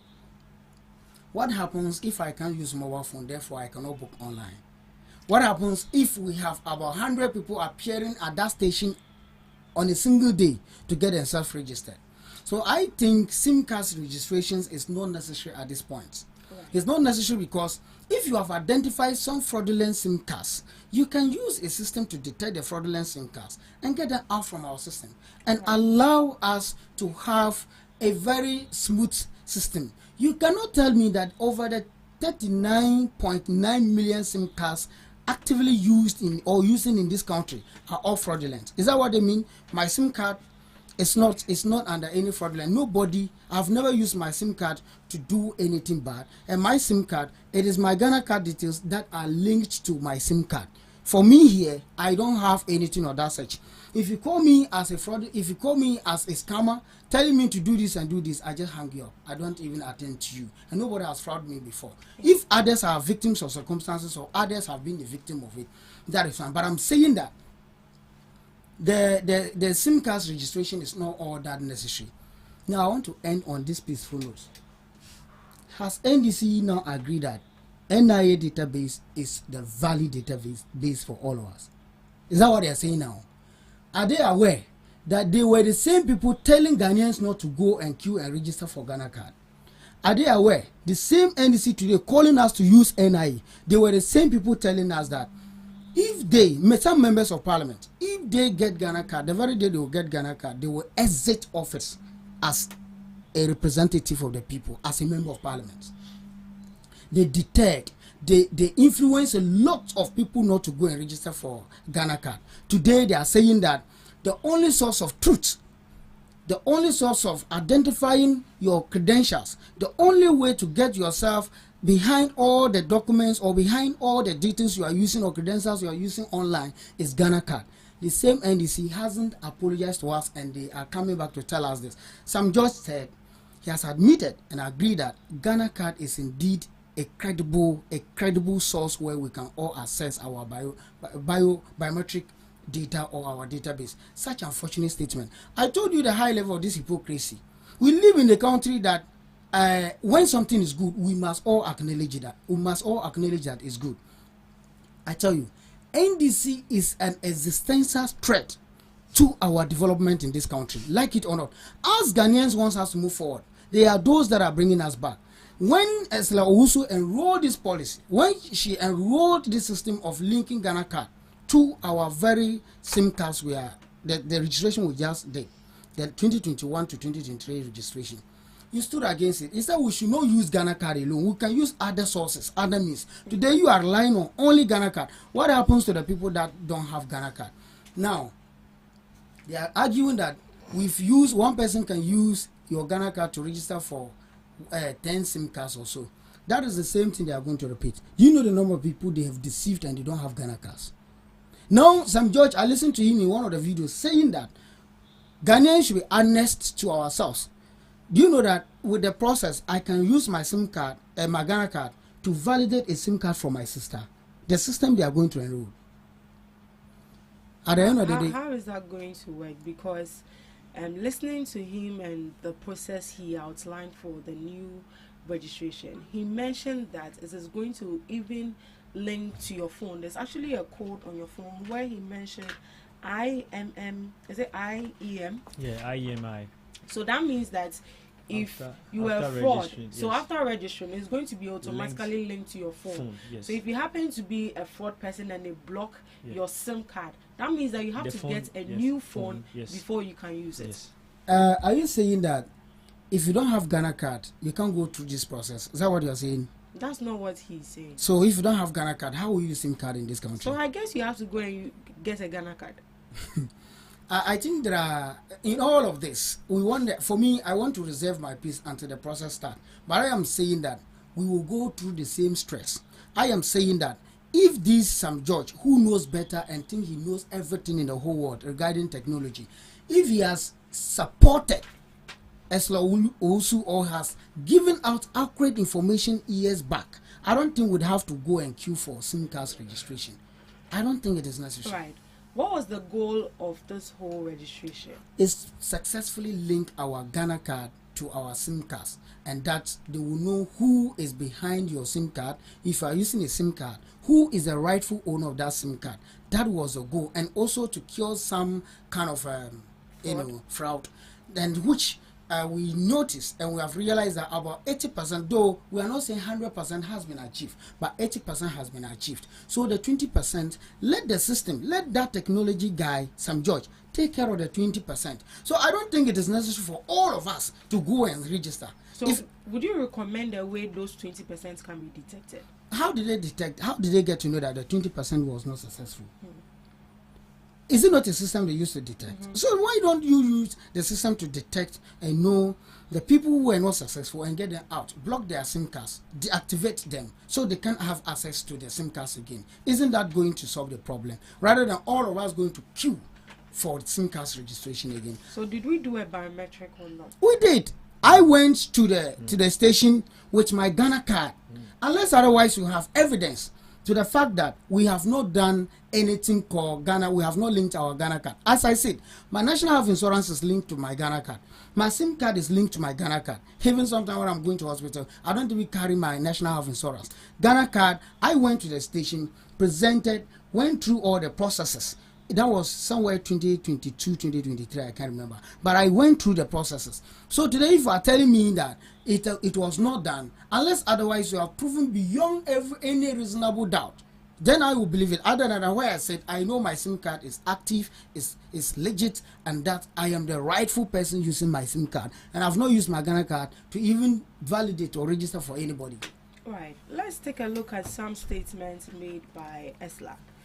The 2022 to 2023 SIM card registration was introduced to fix the weak and unreliable 2010 to 2011 system by linking SIM cards to the Ghana card.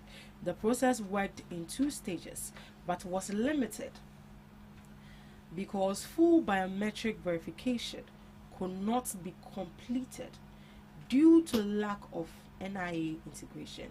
If the biometric didn't go take the statement again. The process worked in 2 stages but was limited because full biometric verification could not be completed due to lack of NIA integration. Okay. So full biometric. You go ahead. Now I have a statement. Still, that was the summary of Ursula Wusu. So read it. Okay, she said, despite this, if you go under, despite this, despite this, about 30 million SIM cards were registered, and over 80% have already been successfully verified. So the 80%, I'm coming, please. Because they're in 2 stages. Yes. So what happens to the other stage? Good. So listen. You are. Come on, can I come in? Oh. The thing is that she said 80% went through.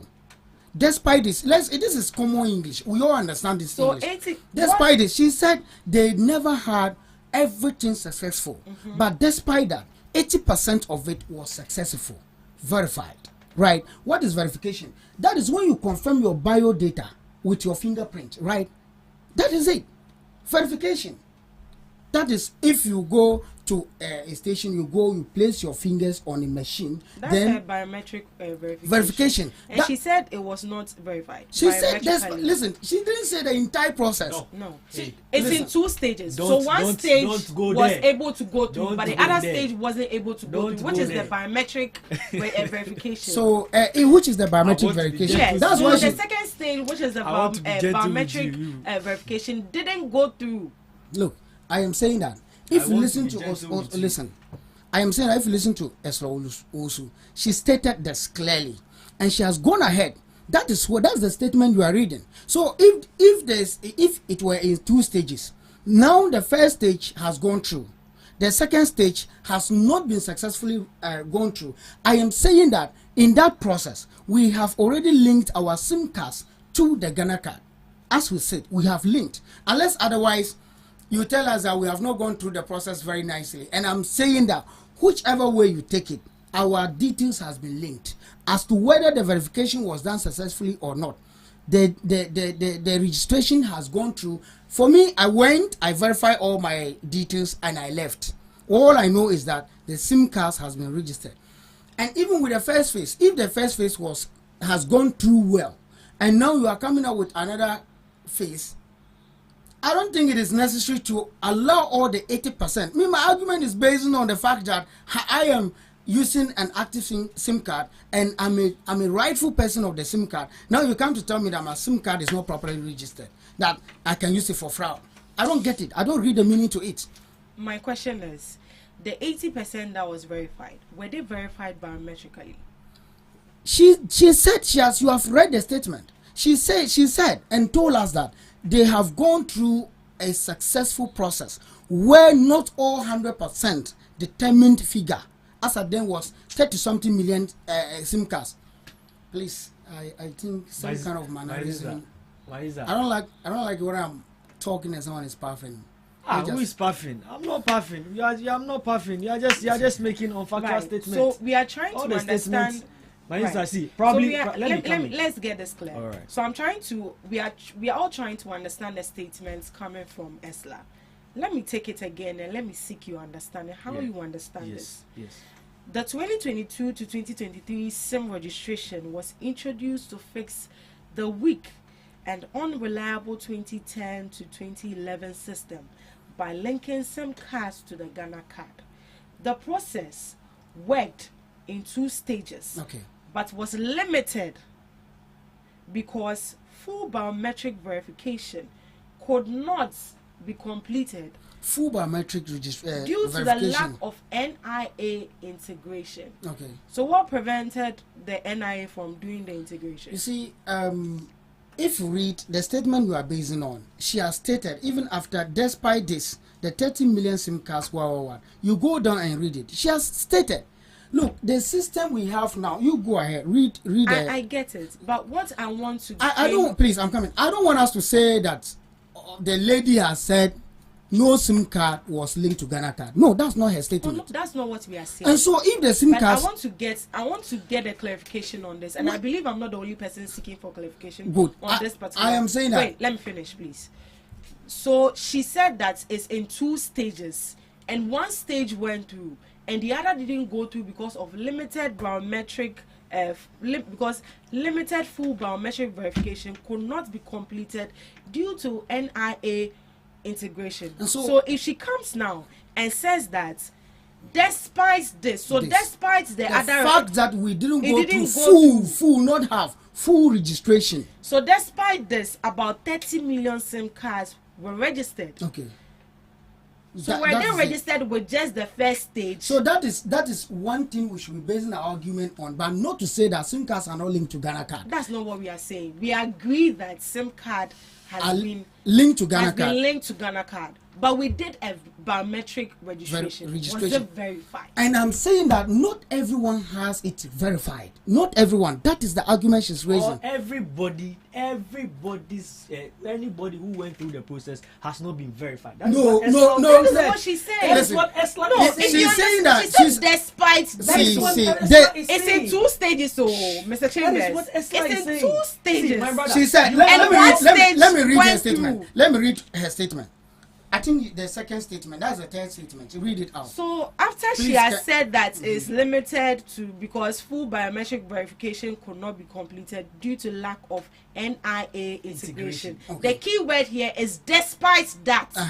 Meanwhile, when you say despite all these challenges, this has been achieved. This is English. Read the second, please, with all due respect. Please, audience are watching. No, listen to me. Can I come in? I want you to read something. Okay. Down. Right after despite this, that about 30 million. You have it, so you will help us. She went ahead and said, claims that the SSI had no value are inconsistent, especially since the current approach uses the same methods. And she also said, overall, the exercise was not perfect, but created a solid foundation that could be improved rather than dismissed. So is Sam George not improving it rather than dismissing it? No. If you listen to the words, please, this is giving him so much time. No. I'm not able to talk. No, I'm coming. This is not. Please, giving him so much no. If you listen to the words of Sam George, please, with all due respect, Sam George is not improving this. Sam George said the SIM cards registration we did is invalid. All the SIM cards are invalid. That is the words of Sam George. But Sam if George there's again. No biometric verification, it's invalid. No, but that is it. If she says that she's there are improvements on it, and you are arguing, if you are taking the words of Sam George, he's saying that all the SIM cards registration we did was invalid. That's what he's saying. But if you are going to improve on something, that is not an improvement. That what we are doing now is not improvement. They are cancelling the entire registration. Please, let's not put words into the mouth of the lady. The lady has stated clearly and has told us what to do. If we are improving on something, you need to identify the people who are behind the fraudulent SIM cards. Get them off from our system. That is not what Sam George is trying to do. Sam George is, in his own wisdom, is bringing another new registration. Unfortunately, he has gone again to rely on the same method that we used, that Esla also used. The same method. I was thinking Sam George will come up with something new. What has been the new thing? Now you are coming again to tell us that you are going to develop a mobile app. If your mobile app has failed you, you can go to the stations. You can go and queue somewhere and get yourself registered or fill online forms. What happens to those in the diaspora? Right. No, how do we take care of them? Let me hear from Mr. Zamani. Mr. Zamani, did we do a biometric verification or not? My dear, you see, I would want to bring this down. I want to bring it down to a layman understanding when we say the biometric verification. See, if Eslausi is telling us that Uhia Ghana card and Sana were to me alenke. I think in the English, I don't understand it, Chief. Please don't. Okay, that's fine. I don't understand it, Chief. That's fine. So if Esla is saying that you will need your Ghana card in order to link your SIM to it, fair enough. You have the Ghana card. You go with the Ghana card to wherever stationed the activity is being taken place. To do what? To give your Ghana card out for the SIM to be linked with it. The exercise ends there. That's for your end ends there. But it is now honors to Esla Owusu and her ministry to verify from the end of the NIA that whatever information that is being provided on your Ghana card, it is truly you. By doing what? Whatever face verification, whatever biometric verification, should have a system linked with the NIA where it is going to generate your information from the system to ensure that this person that is claiming that this Ghana card is for me, and for that matter, it should be linked. That verification should be made that truly, it is you. This is what the whole process lack. Let's get the fact right. This is what the whole process lack. Indeed, the card has been linked to the SIM has been linked to the card that you took to the registration center. That is no doubt about that. But has verification been made? Have they checked at the back end to ensure that the card that you are bringing, it is not you? They are identical twins. There are similarities in people. There are resemblance. You get me? But now, what is going to be the difference between you and I that have resemblance?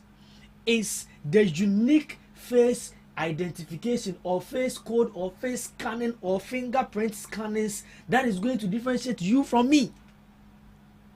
That has been done. But has it been checked?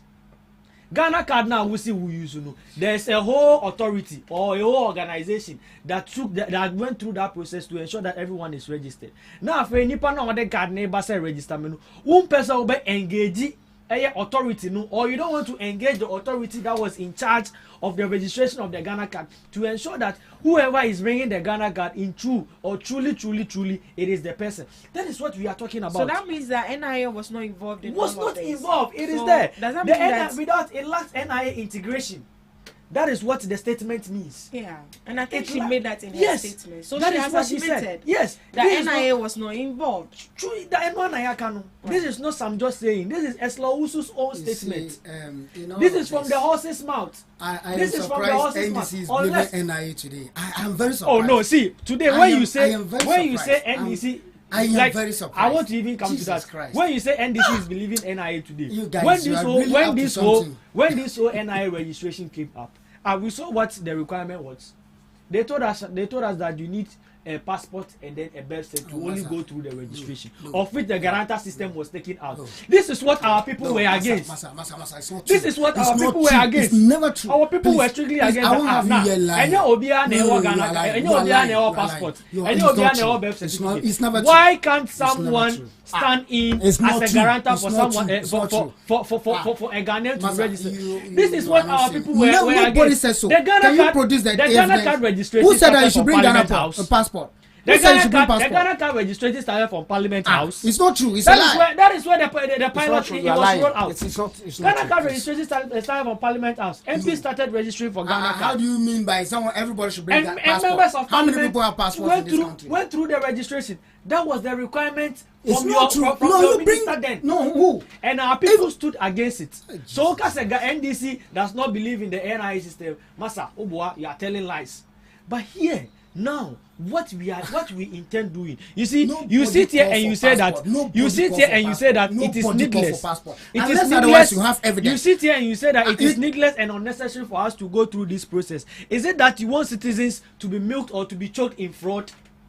Is that what we want? When the same St. George, is that what we want? That oh no, whatever fraudulent activity is happening within the system now, we want the people to endure it, and that you are telling us that you are so smart enough, you are so educated enough not to be fraud, not to be milked by someone, not to be caught by anyone to tell you that allow your mobile PIN code, and for that matter you want to withdraw this money, so you are safe, and allow the gullible person or my mother that is in the village that is uneducated that can just be tricked by someone. Say or no they on now obi friend because school I say you use the English one because I don't understand the language. Okay, so I might not be able. I'm not be able to. Because you are educated. But what happens to your 2010 registration? Oh no. No, what happens to your 2010 registration? Because you are educated. No. You don't want us to go through this process. You don't want us to go through this process. Just accept that you want to do it based on your personal interest.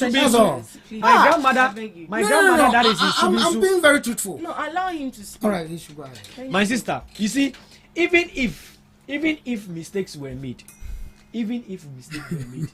according to Eslo Usu, mistakes were made during her registration process, Sam George and the NDC, with the aid of His Excellency John Dramani Mahama, with responsible leadership, means that correcting these mistakes and not ignoring them. Governance is a continuous process. Eslo Usu has alluded to that fact. And for that matter, if we have seen that they are mistake to whatever registration process that you did, are we looking at not improving upon what we have done? Is that not what we are doing? Yeah. That is what we are doing. We are looking at improving upon what we have done. Now you say you've linked your Ghana card already. Has it been verified? That is what. Let's lay the premise there. Has it been verified by NIA? So if you see them arguing, see if you are coming with your argument, propose how do you call it? Other means that we can go through with this most of them has with this process.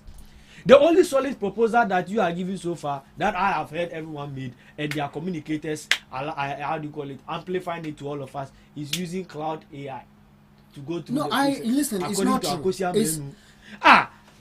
Is that not what Akosia Menu said? That is what Akosia. You are one of the best that I've never. In terms of lying there, Charlie. No. Listen. You are lying. This statement is untrue. I corrected it. I thought you were going to stick by it, but since you are going into it, I'm sorry to say that you are lying. This is a lie. She never said that.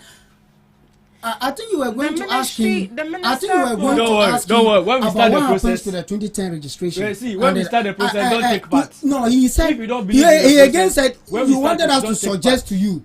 You suggested to us. Some judge said NPP should have used National Health Insurance. We should have used DVLA and other stuff. Why have you shifted your mind away from there when we are suggesting the same thing to you? When did you suggest? You are saying you see. Listen. Don't sit here. You are a young, upcoming guy. What the lady said. No, I'm coming. What the lady said. She never said we should go and use AI. This is indeed a true. What is it? It's a statement of untrue. Please don't do that. If you have evidence provided, and even going ahead to say that we propose that passport should be added to the Ghana card. If you have evidence provided, people are watching and you are sitting down here lying as if you are sitting in front of a small boy. No, you are lying. Provide that statement. Who said that?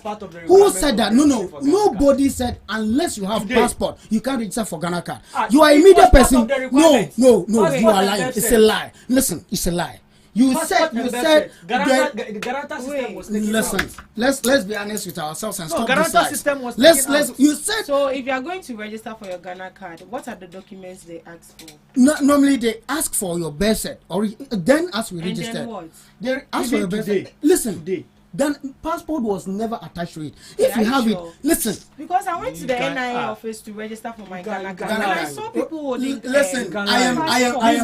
My mother registered with their passport. Please, and she guaranteed for me. I think you should listen to me here. I am saying that. Oh, you cannot be spewing lies and you want us to keep quiet and you want us to watch you. It is an added requirement if you have it. But you said we brought a system, and when we started the NIA registration, we said passport was part of it. Passport was as a standard document. I am saying that whether you have passport, you don't have passport, you could have registered. You took the Garanta system out. Listen, it took the efforts of the minority to incorporate that system. That is what the provide the evidence. That is what the NDC was against. We were never against the registration of the Ghana card. Stop what you are saying. So is that why some judge said he will resign as an MP if he has a Ghana card? When you guys took the Garanta system out.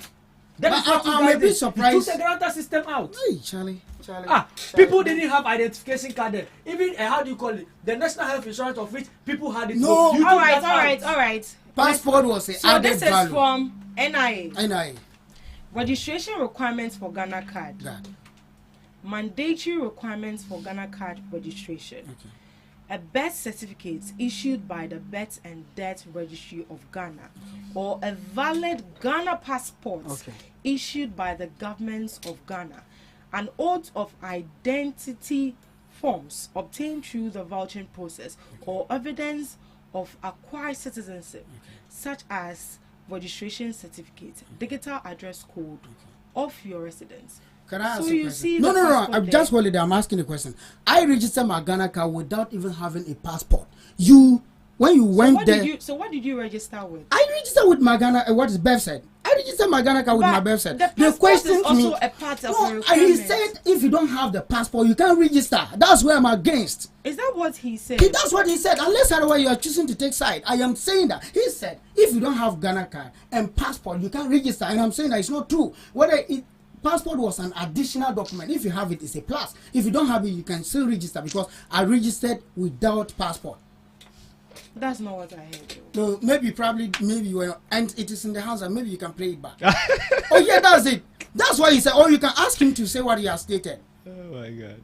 Hey. Right, so from the Ministry of Communication, as part of the registration, they are going to be working with some agencies as well. So they mentioned that, so under the new system, the National Identification Authority will provide real-time Ghana card verification. The Office of the Registrar of Companies will supply data on business ownerships, linking SIM cards to registered company directors. The Ghana Immigration Service will provide travel records for foreigners. The Ministry of Foreign Affairs will verify diplomats and embassy staff. The Ghana Police Service and other agencies will support enforcement and system security. And the goal is to ensure that every SIM card is properly linked to a verified identity, whether individual or corporate. And government says that this will improve transparency, reduce fraud, and strengthen national security by making it easier to track SIM ownership and then usage. Looking at the new system that the ministry has brought on board, what's your take on this, please, Mrs. Amani? All right, so I think it's in the right direction for us to involve all these organizations and then government agencies to see through to the verification of persons that are going to go through this process, of which that is the premise on which we are going to take this exercise. This exercise cannot be done alone. Just as the rightful name has been mentioned, the Office of the Registrar of Companies will be there. They will be there. The NI will be there to verify that this immigration service the will Ministry be there. of Foreign Affairs. Yes, all these and also the Ghana Police. The Ghana Police. Oh wow, this is beautiful, and I think it is a great intervention. This alone is telling us that or whatever work we are doing, we are involving all agencies. With regards to security is presence, which has to do with our borders, immigration, and all that.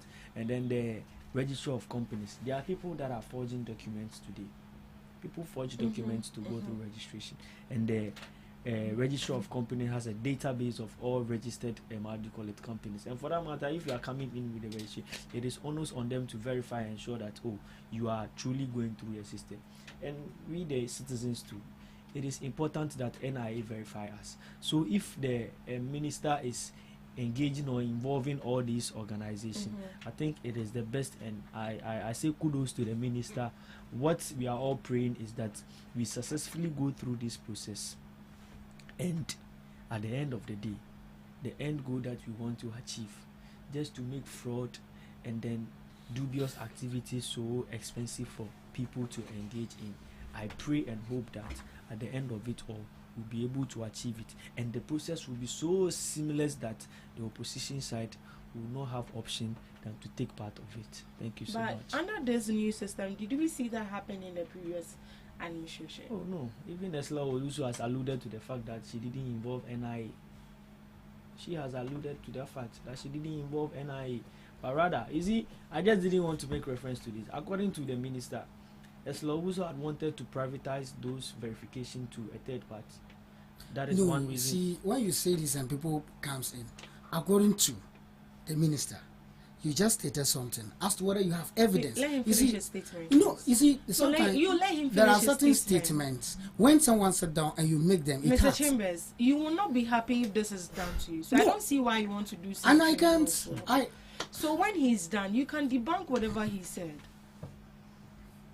So, can you finish your statement? So just as I was saying, according to the minister, Honorable Sam Jatta George, Esla Owusu, reason why she didn't or couldn't involve the NIA was when she had wanted to contract that verification service to a third party, of which the the minority, then he, Sam Jatta George, as a ranking member on the committee for communication, was vehemently against it. Even the NIA was against it. One reason why we couldn't go through this process for the past 3 years, of which the process lasts. So I think if today we are involving NIA, it is in the good direction and in the right direction.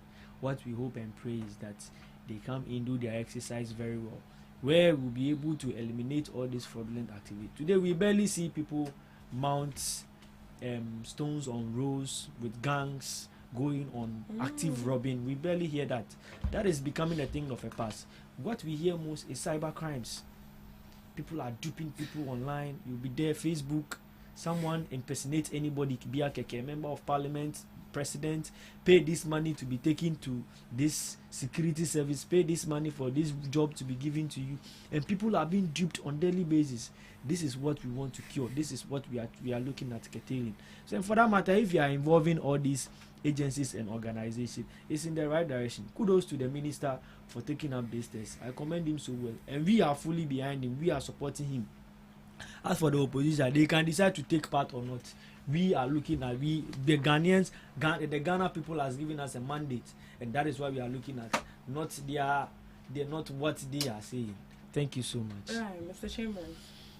Yes, I don't have much to say. I believe that the statement he made that the minister said Eslowusu wanted to introduce the third party, and that statement should not be a statement that he should encourage your media. Other than that, as an MPP member seated by you, I will push you for the evidence, which you don't have.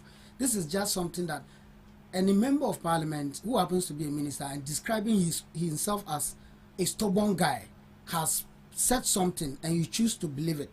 I am not saying some judge is stubborn. He has really described himself that way. So if he says that Eslowusu attempted introducing a third party, what is the name of that third party? And who that third party is? What was the agreement between the third party and Eslowusu? You see, we don't do that. When you do that, when you say certain things, you think you are rebranding your party or you are killing the other party or saying something meaningful.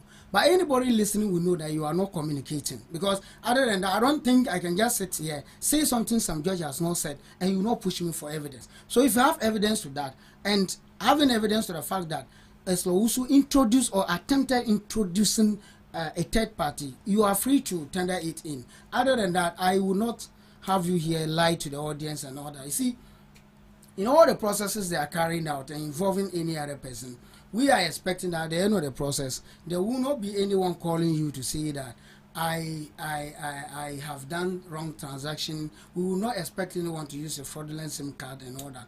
Not coming out with a new policy. They argue this out year 2010. They argue it out. Lawyer Haruna argued extensively. They all supported the need for SIM registration. Today, as we say, they are saying that the whole or the entire system was it didn't quite went on well.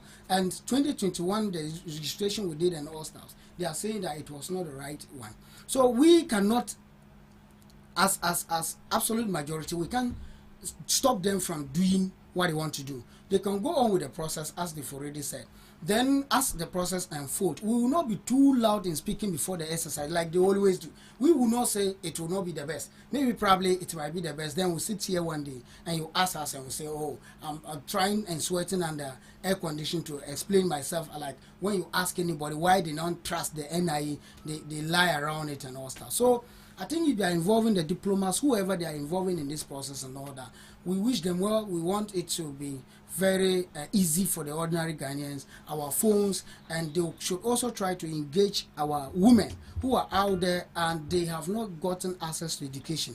At least they should provide extensive education to people who cannot use this app well, so that they will not also go and queue. Once I will not go and queue, they should not also go and queue. It's a queue-free exercise they are going to conduct. Every one of us will enjoy from it. Not people sitting at their comfort zone doing it and others are going to queue. Or people who even claim they can do it better, will see them queuing. I won't be surprised coming to see my dear brother, maybe around somewhere, Accra Technical University, queued all in the name of getting yourself linked or, doing another SIM registration again. But how long are we going to continue with all this? This one will say this. Argue or 2010, they argued their point out, did their registration. In 2021, we argue our point out, did our registration. Now, shorter to the days, just 4 years down or up, they are saying that we have to do another SIM registration. What if somewhere along the line, this is not proper? And that the new government comes in and they are going to do another SIM registration. So I think it's about time we provide sustainable and reliable system. If someone has done something and it's not correct or whatever, when you come to continue from it, you try to improve it and not to eradicate the entire thing and spend a lot of money into it, doing the same thing and making Ghanaians passing through the same stress. All right. With that said, we'll be moving into our second topic for discussion.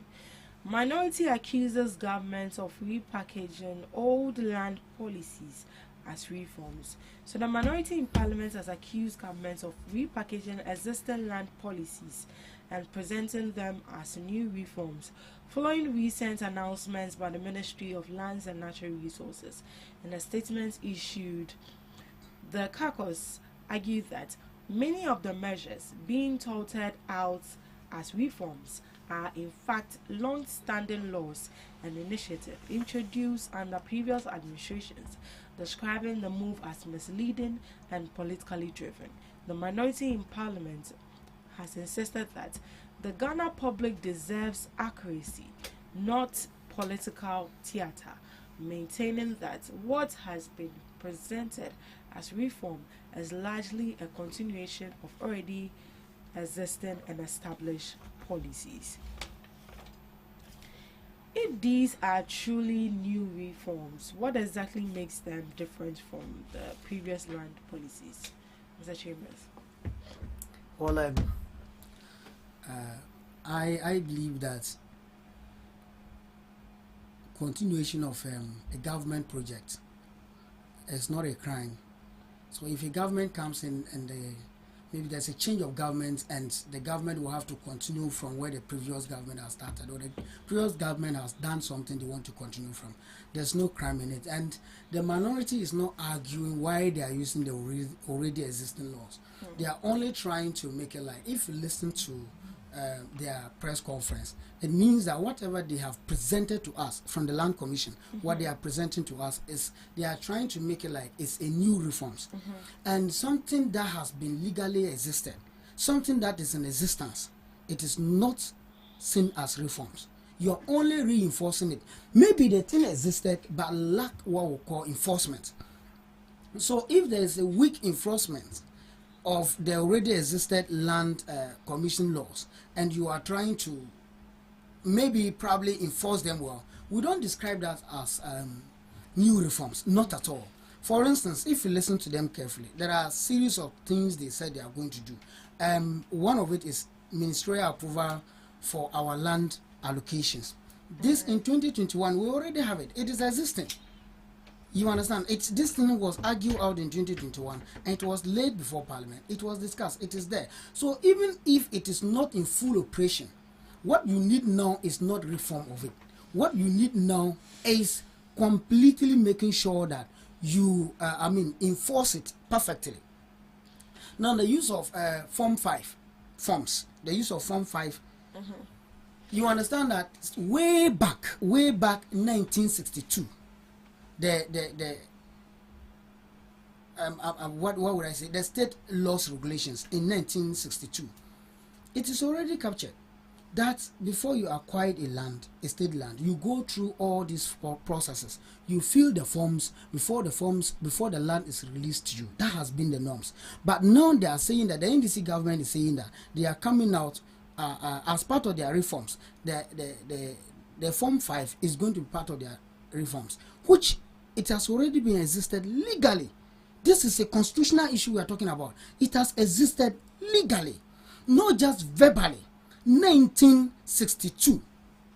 Even if you are using it, make references or cite and give credit to the previous administrations that have, brought these laws or these policies into existence. You don't take them, rebrand them, repackage them, and make it sound as if you are the rightful owner of those reforms. These are reforms that has already been existed. And I always say that when things has to do with constitution, you don't have to deceive the public. This is documented and it is in the public. It is in the public domain. Now, all the minority is asking for is honesty. Just be honest to the Ghanaians. This has already existed, but then of course we are trying to, repackage it. We are trying to do this ABC to it. That is all. Nobody would challenge you. Now, if you look at if you listen to your press conference, they've also came out with the idea of Public Lands Protection Task Force. Don't we have land gas in this country? Don't we have a task force protecting state lands? Is it the first time we are going to hear land gas, or we are going to hear, task force protecting our lands? We already have them. If you come up with an argument that we have to use our military or the police to protect our lands, I want to tell you that there are somewhere, I know a government land. When you go to the northern part of Ghana, there's this government land, that area, I tell you, where the police are located, it's very far from the land. And there's, look, entire Zabsgu constituency, I don't think there's a military camp in Zabsgu constituency, to be honest with ourselves. So if a government is having a land in Zabsgu, and that it is mandatory to use the military to protect the land, and try to sidelines or try to put away the land gas, how effective would that be when we don't even have a military camp in Zabsgu constituency? You understand? So with the issue of the new reforms, we are just saying that there is nothing new about all that they have stated, about 5 claims of them or whatever they said they are going to do. There's nothing new about it. This has been something that has existed legally. And so, like I said earlier on, if they are not working, they should find a way around it, enforce it. If there are weak enforcement, find a way around it, enforce it. Rather than saying that this has not been existed, before you come out with a reform, it means that the thing has not existed at all. Time is up. It has not existed before. But we all can agree and attest to the fact that previous administrations, even in 2021, we had a new reforms. 1962, we have a new reforms. And if we are taking those reforms, revamping them, repackaging them, making them nice, be honest to Ghanaians. Hi, thank you. Mr. Zamani, if we had all these policies, these land policies, why were the minority unable to solve the existing land problems you were having? All right, thank you so much. So, as my brother has said, I want to face this issue holistically, the word of the political lens. You see, it is high time that we need to start looking at issues differently. The minority is saying that the government is repackaging the policies and then rather than saying that it is this one. But you see, there is a need for us to look at policies and then ideas that are going to work and then continue upon it. So if the opposition has a solid idea that is going to work, does it mean we should abandon it? No, that is not the case. But you see, a policy becomes just a paper if it is not enforced. If it is not seen on ground working. That is what our people is facing. You see, for a very long time in this country, we have seen land disputes all over. We have seen land guardism all over. We have seen our land policies not working, to the extent that today anybody at all can just walk to anywhere, put some things in their hand. I don't know if you've seen that. Put some things in their hand, says, I am Asafuache, I am Miye Ohene, and as I'm a chief of this place, and for that matter I own these lands, without any paper backing it. That is what we are going through as a country. So what are we looking at doing? We are looking at implementing these policies, fast track them in a way that all these lands or people owning lands are going to be protected. You see, when we say the opposition took something and for that matter we are rebranding it or we are refurbishing it to take it as our own. Oh, we bring national identification card. You stood upon National Identification Authority to introduce the Ghana card system, where you did the Ghana card registration. So if it's about say majority or the government today is taking the land policies and then refining them, that is not the case. You were there for the past 8 years. What did you do? And the people are still facing these problems. What are we looking at curbing the problems, or how are we looking at solving the problems? That is what the majority is about. That is what the government of the day is about. We are looking at ending what we call land guardism. Land guard is not a legal thing. I saw you make reference to land guard, and that's the fact that we are going to use the military in this exercise is in the wrong direction. No, Land guard is an illegal activity of which the government, your government, frown upon it, and this government too is doing same. They are looking at what, putting the land in the care of right organization. That is why the government is going to use the military in this activity, where we are going to flush away all these individuals that claims they are the owners of the land, or the claims they are guards of land. That is what this policy is looking at clearly. And for that matter, let's not wear political lens too much on this. Let's look at the issue holistically. I don't think I'll do too much about this matter, because politicizing this is not going to. It's not going to help. Let's just look at it holistically. You get me? Because personally, I want to own a land tomorrow. I know you want to own a land, and this policy document is looking at like you going through right processes, securing your land. There are people that buy lands, and money to construct becomes a problem, or putting up a structure on the building becomes a problem. And today, if you're in the center of Accra or in any Accra Eastern region, and you have a land, and within 3 months you've not developed the land, the next time you go there, you see someone developing it, and you now have to be working through the court litigations, paying money here and there, going up and down. Case will be adjourn. You don't have an option than to leave the land out.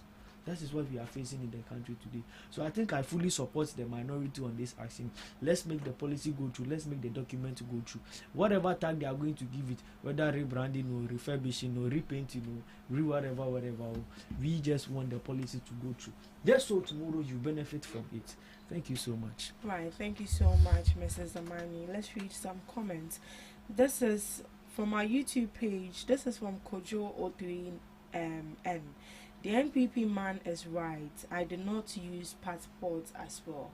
Right. So as I read earlier from the NIA portal, as a requirement for registration of your Ghana card, you need a birth certificate and also a passport as well. So if you did not use your passport, others also use passports. So that does not mean that you can't use your passport to register for your Ghana card. And I think we have a comment on Facebook as well, and this is from Paul.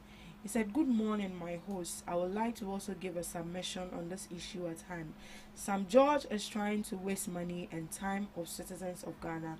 The issue about Fuseni that you use as an example can be repeated in the same process. Sam George has failed or performed poorly in his sector under this government. He should sit down and reschedule another initiative. He was the same person who speaks against Ghana Card when we were trying to implement the initiative. God bless Bamia." Obviously, NPP person. Thank you so much for joining us on the Ghana Talks Breakfast Show. But before we leave, your last words, gentlemen. Is a man. Okay. I want to say a very big thank you to the Ghana Talk Radio team for always giving us the opportunity to come and then share our knowledge on what is happening on grounds. What I would want to suggest to the other side of the house is that there's a need for us to give the government our full support. The opposition is going to be insisting, yes, and for that matter, if we are to result on always attacking this government than support us, believe you me, see the way their party is, a ginger party anymore, and the younger branches. So we want you guys to support us to rule this country in the right direction. And I want to say a very big good morning to my brother Adamu Alema. We are going for the Kole Klote Deputy Youth Organizer. And Isaka Mahmoud, everybody know him as Nash. He's also Ablekuma Central Deputy Youth Organizer. And then there are other agendas too that we are cooking, of which when the time is due, we will come to the Ghana Talk Radio team for your support. Right. Yeah, thank you so much. Thank you so much, Zamani, and we wish your people the best. Right, Mr. Chambers, your last words. I want to acknowledge, like I said, Ghana Talk Radio. I think you guys are really doing enough, providing us opportunity all the time and following us here. It's really trending us and making sure that our communication doesn't just end here; it goes far. So, this medium you have provided us, I cannot really thank you guys enough. I also want to say that to us as Ghanaians, we have a gentleman who has the greatest idea to transform this Ghana to the best country we want, and that is Dr. Mahmoud Bawumia. So wherever you are as a Ghanaian, I will encourage that you always try to believe in Dr. Mahmoud Bawumia and try to always campaign for Dr. Mahmoud Bawumia. Though campaign is not in section now, but I can tell you on authority that for what we are experiencing from this governance, this government, NDC government, they are stealing Dr. Mahmoud Bawumia's ideas to transform the country. That is to say that if we bring in Dr. Mahmoud Bawumia, he's actually going to stand on his ideas and transform the country for us. So let's keep supporting, and wherever you are, continue to talk to people about Dr. Mahmoud Bawumia. Thank you. Thank you so much, Mr. Emmanuel Chambers and Mr. Gauso Zamani. Thank you so much for joining us on the GhanaTalks Breakfast Show, and thank you too for sending in your comments. We'll meet same time tomorrow. Do have a lovely day.